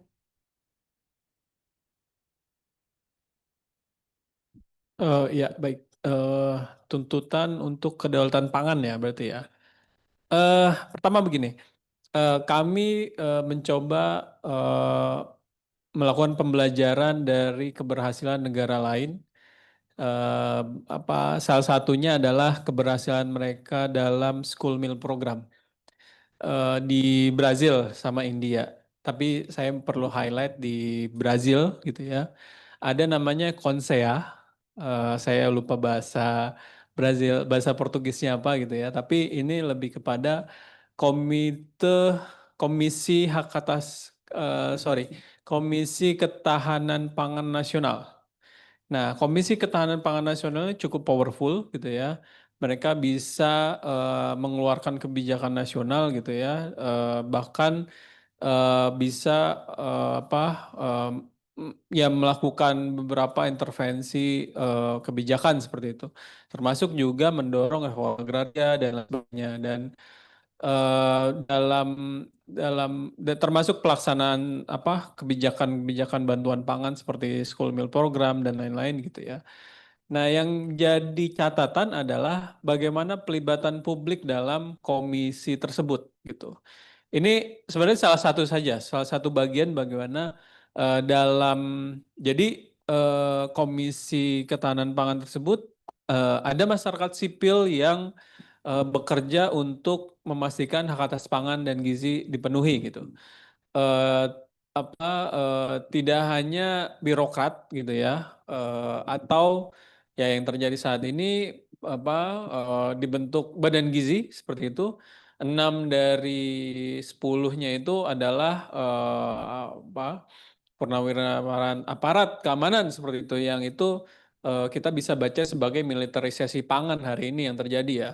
Dan dari konteks ini menunjukkan bahwa tidak ada pelibatan publik sama sekali. Dari situ sebenarnya jika ada pelibatan publik dalam perumusan kebijakan pangan, perumusan permasalahannya saja dulu apa sebenarnya yang kita ingin jawab pertama kali hari ini gitu ya. Misalkan reforma agraria gitu. Itu bisa menjadi salah satu strategi atau jalan untuk menuju kedaulatan pangan seperti itu. Apakah itu jalannya? Itu salah satu ya. Tidak ada satu silver bullet gitu ya, atau satu langkah yang bisa menjadi panacea permasalahan pangan kita hari ini. Bisa jadi juga ada kebutuhan untuk kebijakan nasional, misalkan undang-undang reforma agraria gitu ya, karena seringkali reforma agraria tidak berjalan hari ini, bahkan dibelokkan menjadi sertifikasi tanah gitu ya, tidak mengubah struktur penguasaan sumber-sumber agraria seperti itu, yang itu tidak menjawab persoalan ketimpangan penguasaan tanah di Indonesia. Bagaimana masyarakat yang berada di kawasan hutan gitu ya, itu tidak diakui sebagai wilayah kawasannya gitu, padahal mereka produsen pangan, contohnya seperti itu. Mungkin itu salah satu strategi. Jadi kalau saya tidak bisa satu solusi untuk seluruh masalah pangan kita, tapi itu mungkin beberapa strategi yang bisa dilakukan dalam situasi hari ini gitu. Tapi kembali lagi ada tapinya. Ya itu tidak memungkinkan sih. Itu saja saya kembalikan. Ya, baik, terima kasih Bung Martin. Jadi untuk dalam membuat kebijakan, pemerintah seharusnya melibatkan partisipasi publik dengan perencanaan dari bottom up ya, seharusnya seperti itu. Lanjut, saya ingin memberikan kesempatan juga kepada teman-teman untuk memberikan 2 atau 3 pertanyaan, mungkin 2 pertanyaan terlebih dahulu. Jika waktu memungkinkan bisa ditambah. Mungkin dari salah satu teman-teman ada yang ingin bertanya? Oh, dari Zoom. Yang hadir online bisa mengirimkan di kolom chat atau bisa raise hand.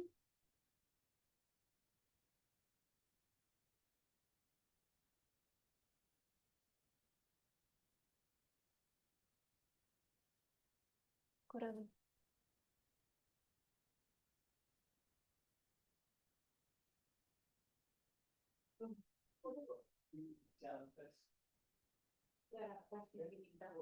Oh, siaran pet.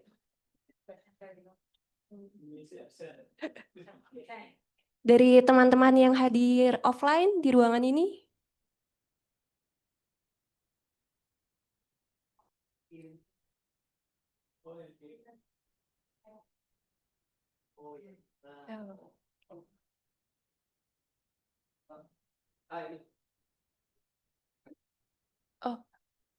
Oh, iya, untuk sudah ada 2 pertanyaan. Untuk yang pertanyaan pertamanya bisa dari Zoom, nanti yang kedua dari Masnya. Dari Zoom terlebih dahulu, Kak. Ya, saya bacakan. Selamat sore, saya Nana dari Warta Ekonomi. Saya ingin bertanya kepada Pak Dwi Andreas.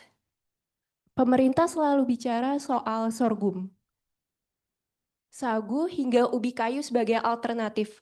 Mengapa program diversifikasi selalu kandas? Apakah ada kepentingan ekonomi yang sengaja mempertahankan dominasi beras?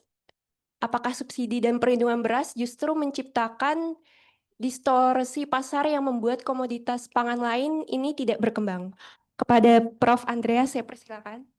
Ya, terima kasih pertanyaannya. Jadi memang itu problemnya. Jadi kalau kita lihat sejarah politik pangan di Indonesia, kan sebelumnya kan diversifikasi ya. Sampai tahun sekitar 60-an itu ada catatan kami, itu 50% pangan masyarakat Indonesia adalah non beras. Sampai sekitar tahun 60-an. Kan di Jawa sangat terkenal apa yang kita kenal sebagai polo kependem. Polo kependem itu apa ya, segala macam umbi-umbian di dalam tanah, dan setiap rumah tangga biasanya kalau rumah tangga di perdesaan ya itu ada itu, entah uwi, gembili atau apapun tanaman menjalar itu selalu ada. Karena apa? Digunakan sebagai cadangan pangan ketika paceklik. Itu di Jawa, padahal Jawa adalah pusat padi kan, pusat itu pun masih ada masih diversifikasi, apalagi di luar Jawa. Nah, lalu kemudian pemerintah mengembang, apalagi masa Pak Harto kita tahu persis, pangan tersebut berubah dari yang diverse menjadi beras, ya kan? Karena program beras massal ingin swasembada beras tercapai tahun 84, setelah itu gagal lagi kan sampai sekarang kan. Jadi itu terjadi pergeseran. Dan ketika pemerintah berusaha membantu masyarakat yang quote in quote kekurangan pangan, dibantulah beras dalam bentuk beras. Untuk itu kan kenapa ada program yang namanya dulu itu Raskin, lalu kemudian diganti Rastra. Raskin ataupun Rastra itu kan bantuannya dalam bentuk beras. Dan itu di seluruh Indonesia. Dan sekarang kalau kita lihat di Papua katakanlah, apakah masyarakat kemudian menyukai sagu? Enggak. Menyukai beras, tanyanya lah. Dan itu ada perubahan yang begitu mendasar. Perubahan lidah, memang lidah itu tidak bertulang, sudah tentu kan. Ada perubahan lidah, perubahan kebiasaan. Lalu juga terkait juga kemudahan. Kan kalau misalnya sagu, itu prosesnya berapa lama itu? Dari sagu ditepungkan, lalu tepung kemudian menjadi makanan yang dikonsumsi itu kan proses yang lama. Jagung saya ingat betul waktu, karena Bapak Ibu dulu pegawai negeri, di akhir tahun 60-an diganti sebagian beras dengan jagung kan, itu yang programnya apa, ya pada awal-awal pemerintahan Soeharto. Karena kita kekurangan beras pada saat itu. Untuk jagung beberapa jam itu harus menumbuk dan lain sebagainya. Lalu diganti beras. Beras sekarang hanya perlu waktu 30 menit. Nah, perubahan ini berlangsung lebih jauh lagi di akhir tahun 60-an ketika pemerintah Indonesia kekurangan pangan pada saat itu, kesulitan pangan, dibantu oleh Amerika. Bantuan pangan oleh pemerintah Amerika dalam bentuk apa? Gandum. Sehingga mulai tahun 70-an Indonesia mengimpor gandum. Pada tahun 70-an proporsi gandum sebagai pangan pokok kita itu baru sekitar 4%-an. Saat ini proporsi gandum sebagai pangan pokok kita sudah 28%, bisa dibayangkan. Dan perkiraan saya ketika 100 tahun Indonesia merdeka, proporsi gandum sebagai pangan pokok kita bisa mendekati 50%. Sedemikian jauh ketergantungan kita terhadap pangan impor. Dan kalau itu betul, perkiraan saya betul, maka kita dalam ambang bahaya. Karena apa? 100% gandum kita impor. Walaupun katanya ada ide mau nanam gandum di Indonesia. Ya jawabannya pastilah, pasti gagal gitu aja. Jadi itu terjadi pergeseran seperti itu. Dari beras, dari pangan lokal ke beras, beras sekarang perlahan-lahan tergantikan oleh gandum. Dan kalau itu terjadi, memang kita berada betul-betul dalam ancaman yang nyata. Karena apa? Kalau ketika terjadi gejolak iklim atau apa, produsen gandum turun, produksi gandum dunia turun, ya negara-negara yang 100% impor gandum ya bisa celaka betul kan. Jadi itu seperti yang terjadi ketika krisis pangan tahun 2011 di Afrika Utara dan Timur Tengah kan. Akibatnya apa? Terjadi pergantian rezim kan, gejolak sosial luar biasa dan menjadi kasus pengungsi terbesar setelah Perang Dunia Kedua karena krisis pangan. Karena mereka sangat tergantung pangan impor. Dan impor juga saat ini ya, dalam 10 tahun terakhir, impor 12 komoditas utama kita. Yang impornya tiap tahun lebih dari 100.000 ton, berapa? Dari 22 juta ton, 22, sekian, menjadi 34,4 juta ton. Bisa dibayangkan dalam tempo 10 tahun, impor pangan kita melonjak 12 juta ton. Jadi ketergantungan impor kita semakin lama semakin besar. Bahkan impor 12 komoditas pangan tersebut lebih besar saat ini dibanding produksi beras kita. Yang antara 30, yang tahun lalu kan 30,6 juta ton. Bisa dibayangkan. Lalu kembali ke program diversifikasi pangan. Apakah pemerintah ada program diversifikasi pangan? Saya sangat dekat dengan si kepala Bappenas, si Mas Arief kan. Ada program diversifikasi pangan. Tapi sebagian besar dananya untuk apa? Untuk pegawai, untuk jalan ke sana kemari. Tidak ada satupun dana tersebut yang betul-betul real mengalir untuk program diversifikasi pangan. Ini masalah besarnya. Bagaimana kita bisa mengubah lidah? Kalau saat ini harga gandum, gandum itu kualitasnya bagus loh, harus diingat. Gandum, kalau kita lihat ya dari kacamata gizi ya, gandum dan beras itu memang tinggi dari sisi quality. Itu harga gandum paling rendah di antara semua sumber pangan pokok. Katakanlah IPB pernah dulu mengganti gandum, mau digantikan mukaf. Berapa harga mukaf sekarang? Coba aja dilihat harga mukaf. Sekitar 30 sampai 35.000 per kilo. Gandum ya saat ini 13.000 per kilo kan. Lebih murah daripada beras. Beras rata-rata beras di Indonesia harganya hampir 16.000 saat ini. Bisa dibayangkan gandum, tepung dengan kualitas seperti itu, harganya sekarang ini paling murah. Ya, akhirnya sama dengan Mas Bang Martin tadi kan, sehingga pertumbuhan konsumsi pangan berbasis gandum itu sedemikian cepat. Jadi sebenarnya tidak ada keinginan yang sangat kuat dari pemerintah untuk melakukan diversifikasi. Ya, program kan sering kita dengar, program diversifikasi. Saya pernah mengkaji terkait dengan perubahan konsumsi pangan lokal ke yang beras atau ke gandum. Jadi pangan lokal itu bisa bisa termasuk ayam lokal, bebek dan sebagainya. Itu terus mengalami penurunan konsumsi masyarakat terhadap quote-unquote pangan lokal tersebut. Sehingga yang kita ucapkan di sini ya retorika saja. Bagaimana bisa gandum yang pasarnya ya nilai impornya selama ini kan bisa ratusan triliun ya. Sehingga lidah masyarakat Indonesia sudah terbentuk seperti itu. Dan sekarang kita mau mengubah lidah lagi. Kalau tidak ada keinginan sangat kuat, tidak ada dana yang memadai dari pemerintah, ya sudahlah. Ya akhirnya omon-omon saja kan. Itu saja. Terima kasih.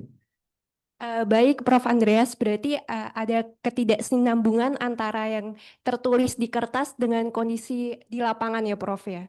Baik, untuk pertanyaan kedua bisa saya persilakan kepada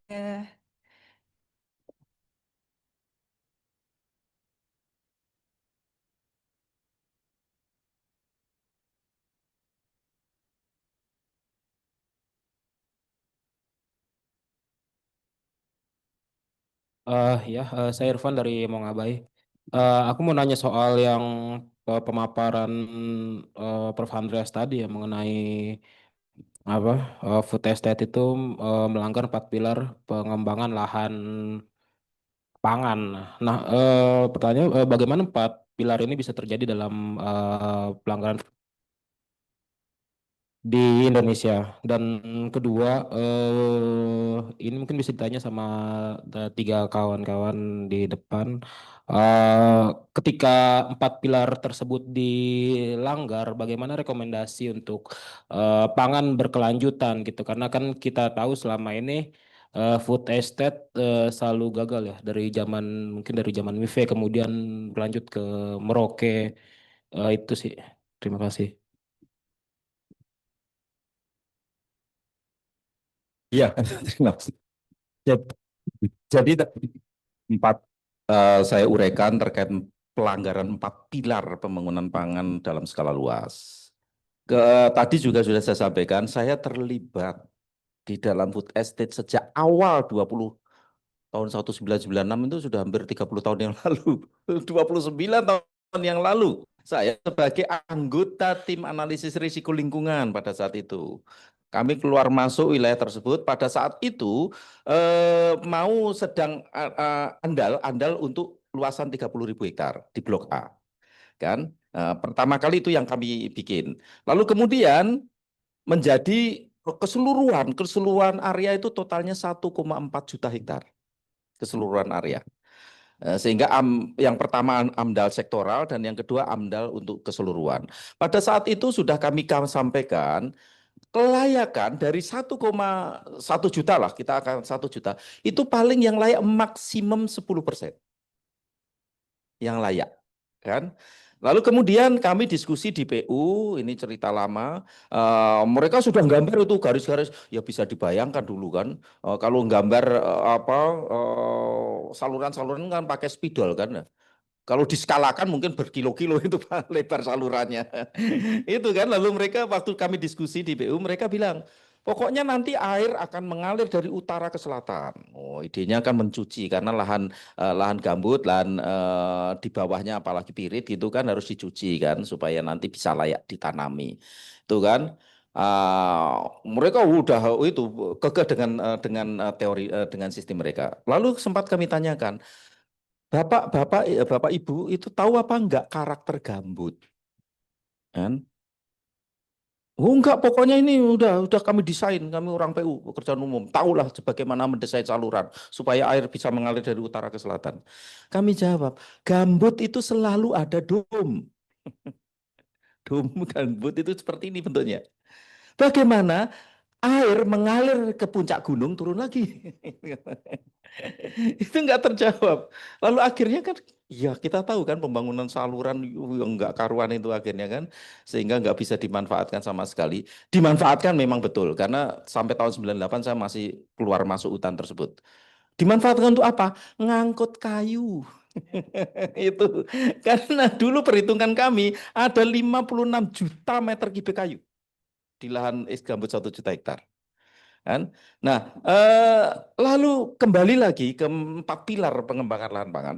Yang pertama, pilar pertama adalah kesesuaian tanah dan agroclimate. Itu pilar pertama yang sangat penting. Dan pilar pertama pun ini dilanggar, kan? Banyak lahan berbatu dan lain sebagainya diterjang aja untuk food estate. Ya hasilnya ya sudah dibayangkan lah, hasilnya gagal lah. Itu.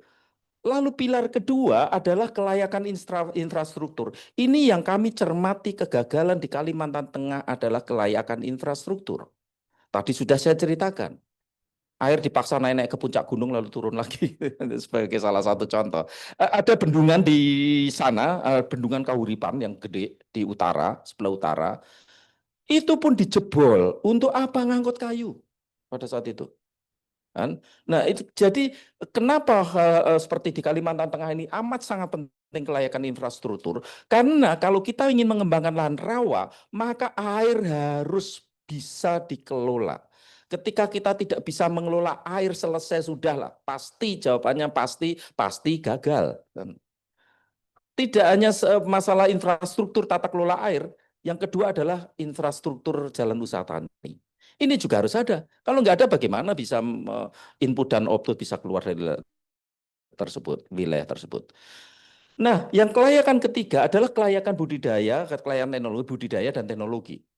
Dan ini sudah jelas, kami waktu 2020 sampai tahun 2021, 2022, kami uji coba 12 varietas di 93 hektar di bekas ex gambut 1 juta hektar, seluas 93 hektar.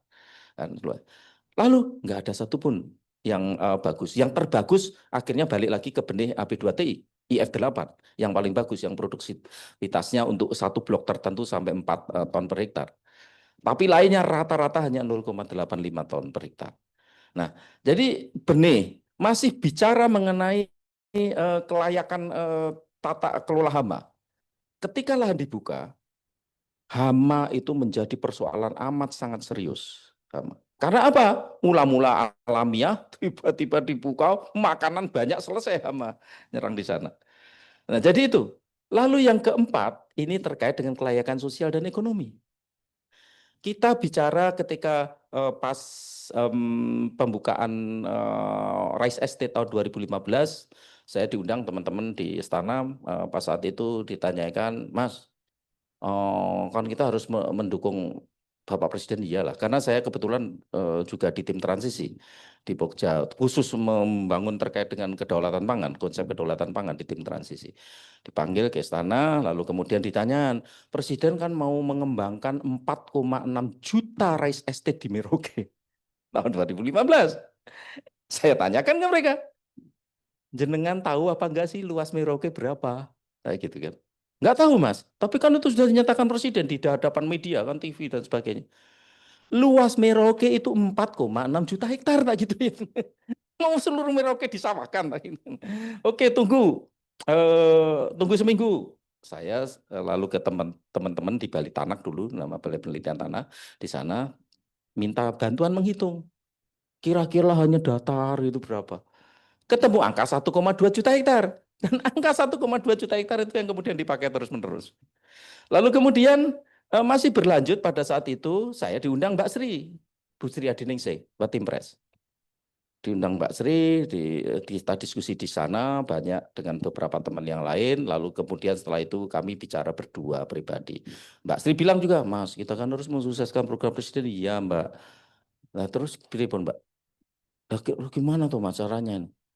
Mbak, enggak, itu karena saya orang Jawa ya. Mbak, Presiden apa nyemplung sumur mosok dijorok, no, tak gituin istilahnya. Masuk sumur masa malah didorong. Loh kenapa Mas? Gini Mbak, 1,2 juta hektar itu Mbak, satu petani bisa mengelola 2 hektar saja untuk sawah loh ya ini ya, bukan lahan kering ya. Itu sudah super luar biasa. Satu petani mengelola 2 hektar. Nah kalau 1,2 juta hektar berapa petani Mbak? 600.000. Penduduk Merauke saat itu 174.000, penduduk aslinya 55.000. Jangan mau datangkan 600.000 petani, selesai Mbak. Tidak hanya Merauke, Papua lepas dari Indonesia, saya gituin. Jadi itu. Akhirnya kan gagal total yang proyek tersebut. Itu isu sosialnya, belum yang Bang Martin tadi sampaikan terkait isu hak adat dan lain sebagainya. Waduh, konflik luar biasa terkait dengan itu semua. Nah, lalu isu ekonomi. Kalau padi tidak mampu memproduksi lebih dari 4 ton gabah kering panen per hektar, jawabannya pasti gagal karena nggak layak secara ekonomi. Saat ini di yang blok di itu Merauke itu sebenarnya transmigrasi lama ya di blok 26 atau mana itulah di Merauke itu kan dulu ada 40.000 hektar. Dari 40.000 hektar itu kemudian yang dikerjakan oleh transmigran hanya 15.000 hektar. Sama ceritanya dengan Kalimantan Tengah kan. Didatangkan 15.000 transmigran untuk 30.000 hektar. Saya ke sana udah selesai semua itu tanah-tanahnya.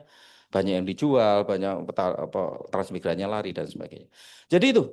Jadi bisa dibayangkan produksi di Merauke yang itu lahan bekas transmigrasi loh tahun 1980 sudah 40-an tahun. Itu rata-rata produksi hanya 1,5 sampai 2 ton gabah kering panen per hektar. Yang real loh ya, yang bukan yang dikabarkan di mana-mana. Gitu. Jadi itu persoalan ekonomi ini.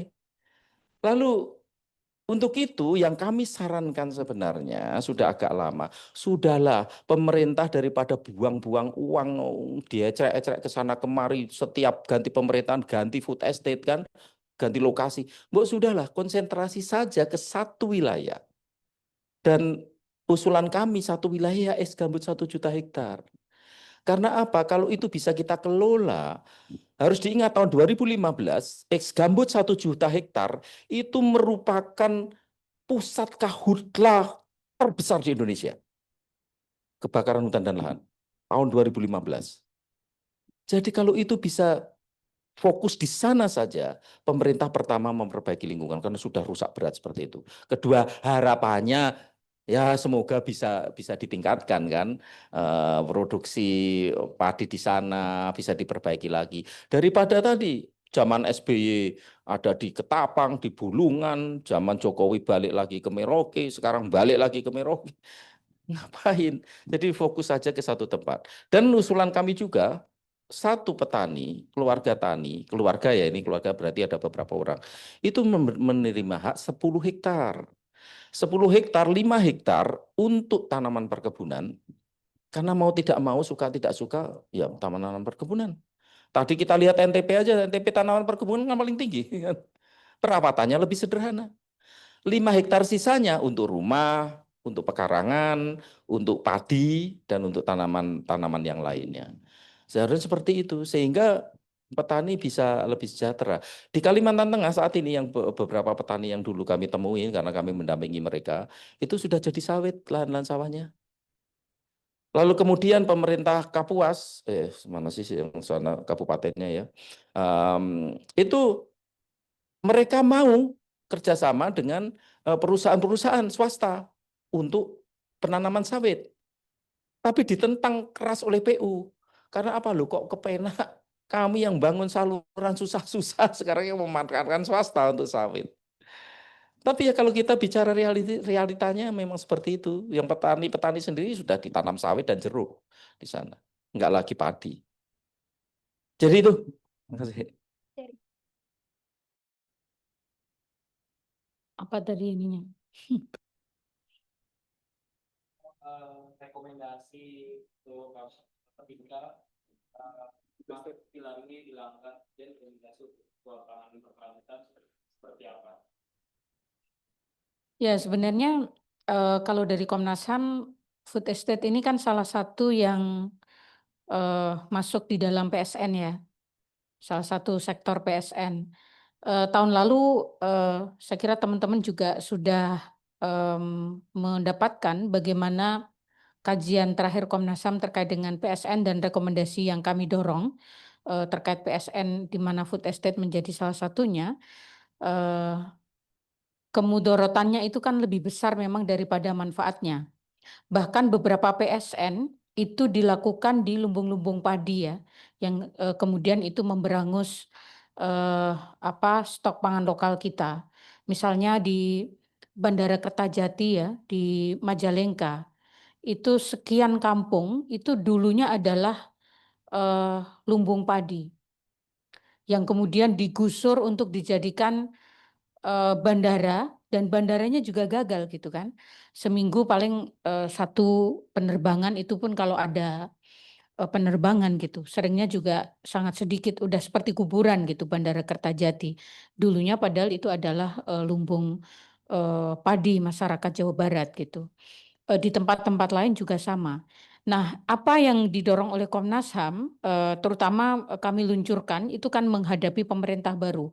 Karena PSN ini kan kemarin di pemerintah yang sebelumnya, karena kami tidak ingin itu direplikasi, dampak terhadap pelanggaran HAM-nya kan cukup luas gitu.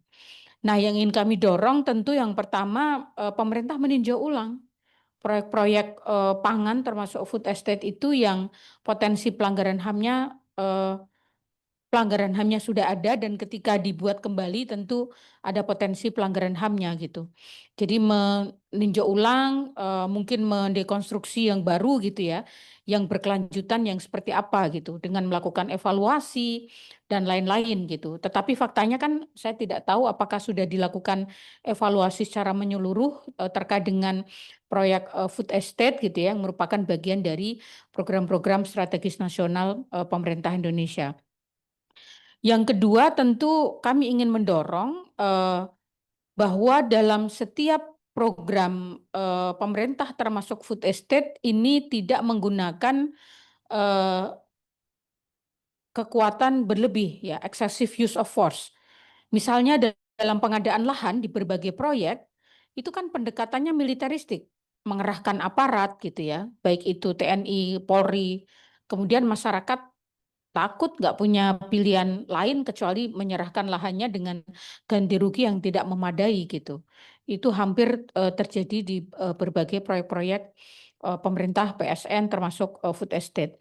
Yang ketiga tentu adalah pemulihan. Nah, ini saya kira yang tentu tantangannya sangat besar karena kerugian masyarakat dari program food estate yang dibuat pemerintah itu luar biasa banyaknya.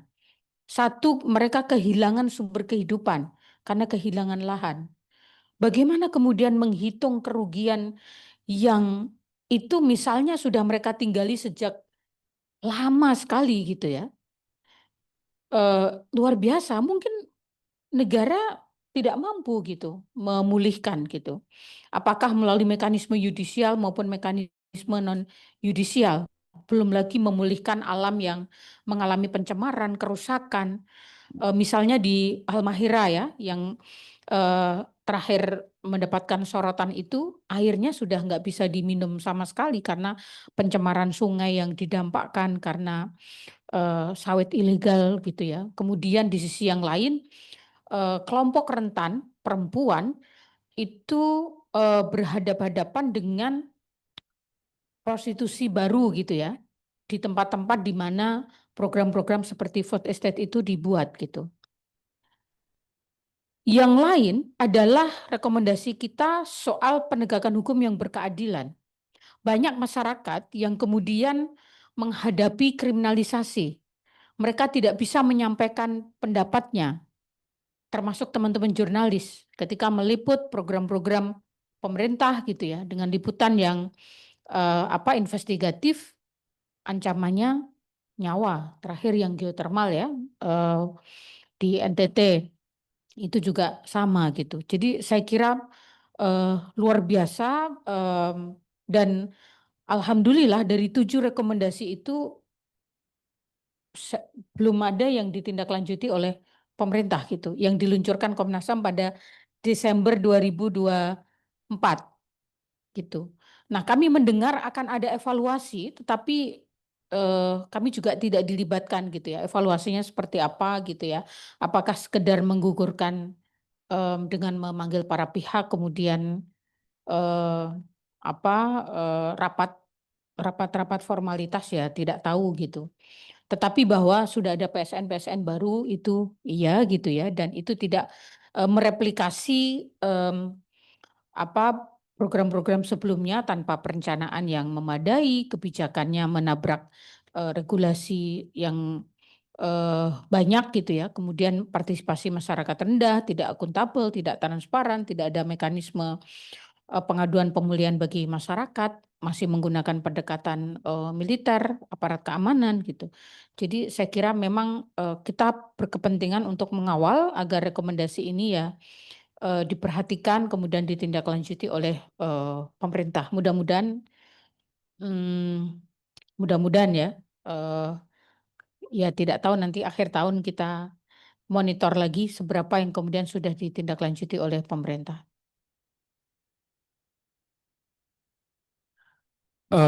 Oke, baik. Kalau berbicara mengenai rekomendasi, saya kira pertama tidak ada satu solusi untuk semua menjawab permasalahan pangan ya.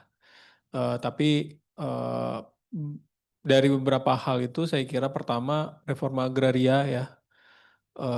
Itu salah satu mandat konstitusi gitu ya. Bahkan dari tahun dengan Undang-Undang Pokok Agraria yang tahun 60 yang bulan ini kita 65 tahun ya sejak Undang-Undang Pokok Agraria itu muncul gitu ya. Pemerintah tidak pernah serius menjalankan reforma agraria gitu. Tidak pernah benar-benar menjalankan reforma agraria, bahkan yang terakhir adalah dibelokkan menjadi sertifikasi tanah gitu ya, tidak menjawab ketimbangan penguasaan tanah. Kedua, ya serupa dengan apa Mbak Anies tadi, evaluasi programnya gitu ya, food estate itu saya kira sudah sangat jelas kegagalan berulang-ulang gitu ya, tidak ada pelibatan publik dan lain sebagainya, itu menunjukkan food estate itu sudah seharusnya dihentikan gitu dengan pendekatan yang berbeda. Nah, ketiga saya kira tadi saya sebutkan bagaimana Dewan Ketahanan Pangan dan Gizi Brazil itu berhasil ya menjawab permasalahan di Brazil gitu ya. MBG, bukan MBG sih, di Brazil itu namanya School Meal Program gitu ya, menyerap 40% bahan pangan dari petani keluarga, petani kecil, family farming seperti itu. Mandatnya sebenarnya 30%, tapi dalam implementasinya dia mencapai 40%. Anggaran School Meal Program itu membeli pangan dari petani kecil, petani keluarga seperti itu. Nah, tapi kan sekarang yang terjadi contoh MBG di Indonesia berantakan seperti itu ya, karena tidak ada proses pelibatan publik yang bisa menentukan arah dan konsepnya seperti apa. Tidak ada arah, salah arah berarti. Ya arahnya jelas sih, militerisasi pangan sih kalau saya lihat ya. Nah itu yang harus juga dihentikan, bagaimana intervensi terhadap pangan tersebut. Pangan itu oleh produsen pangan gitu ya, bukan oleh militer, itu juga menjadi, karena kita tidak dalam kondisi berperang seperti itu. Operasi militer selain perang ini harus dihentikan OMSP itu, karena ya pertanian, perikanan dan pangan gitu ya, ya dikembalikan kepada subjeknya siapa, yaitu produsen pangan, petani, nelayan, khususnya kelompok-kelompok yang mereka kan sudah memiliki pengetahuan yang turun-menurun mereka dapatkan dari keluarga seperti itu. Termasuk masyarakat adat itu juga, dan itu juga berkaitan dengan mereka menjaga sumber dayanya gitu ya, menjaga sumber daya dari eksploitasi yang berlebih, yang itu akan berdampak kepada iklim seperti itu. Mungkin itu sih beberapa rekomendasi. Baik, terima kasih atas pemaparan dan juga kehadiran para narasumber serta teman-teman hari ini. Sebagai penutup diskusi mendalam ini ditegaskan bahwa krisis pangan yang ada tidak dapat diselesaikan melalui proyek-proyek besar seperti food estate, karena akar masalahnya ini terletak pada ketiadaan akses rakyat terhadap tanah dan juga minimnya keberpihakan negara pada pertanian rakyat yang inklusif. Oleh karena itu diperlukan tuntutan kebijakan yang fundamental untuk mewujudkan transisi kedaulatan pangan berkelanjutan di tengah era krisis iklim melalui tanah untuk rakyat dan reforma agraria. Pada penutup hari ini saya ingin mengucapkan terima kasih kepada para pihak penyelenggara yaitu Lapor Iklim, Selios, dan teman-teman koalisi Jaskop, serta teman-teman hadir yang hari ini baik online ataupun offline. Terima kasih. Sampai jumpa di kesempatan berikutnya. Selamat sore.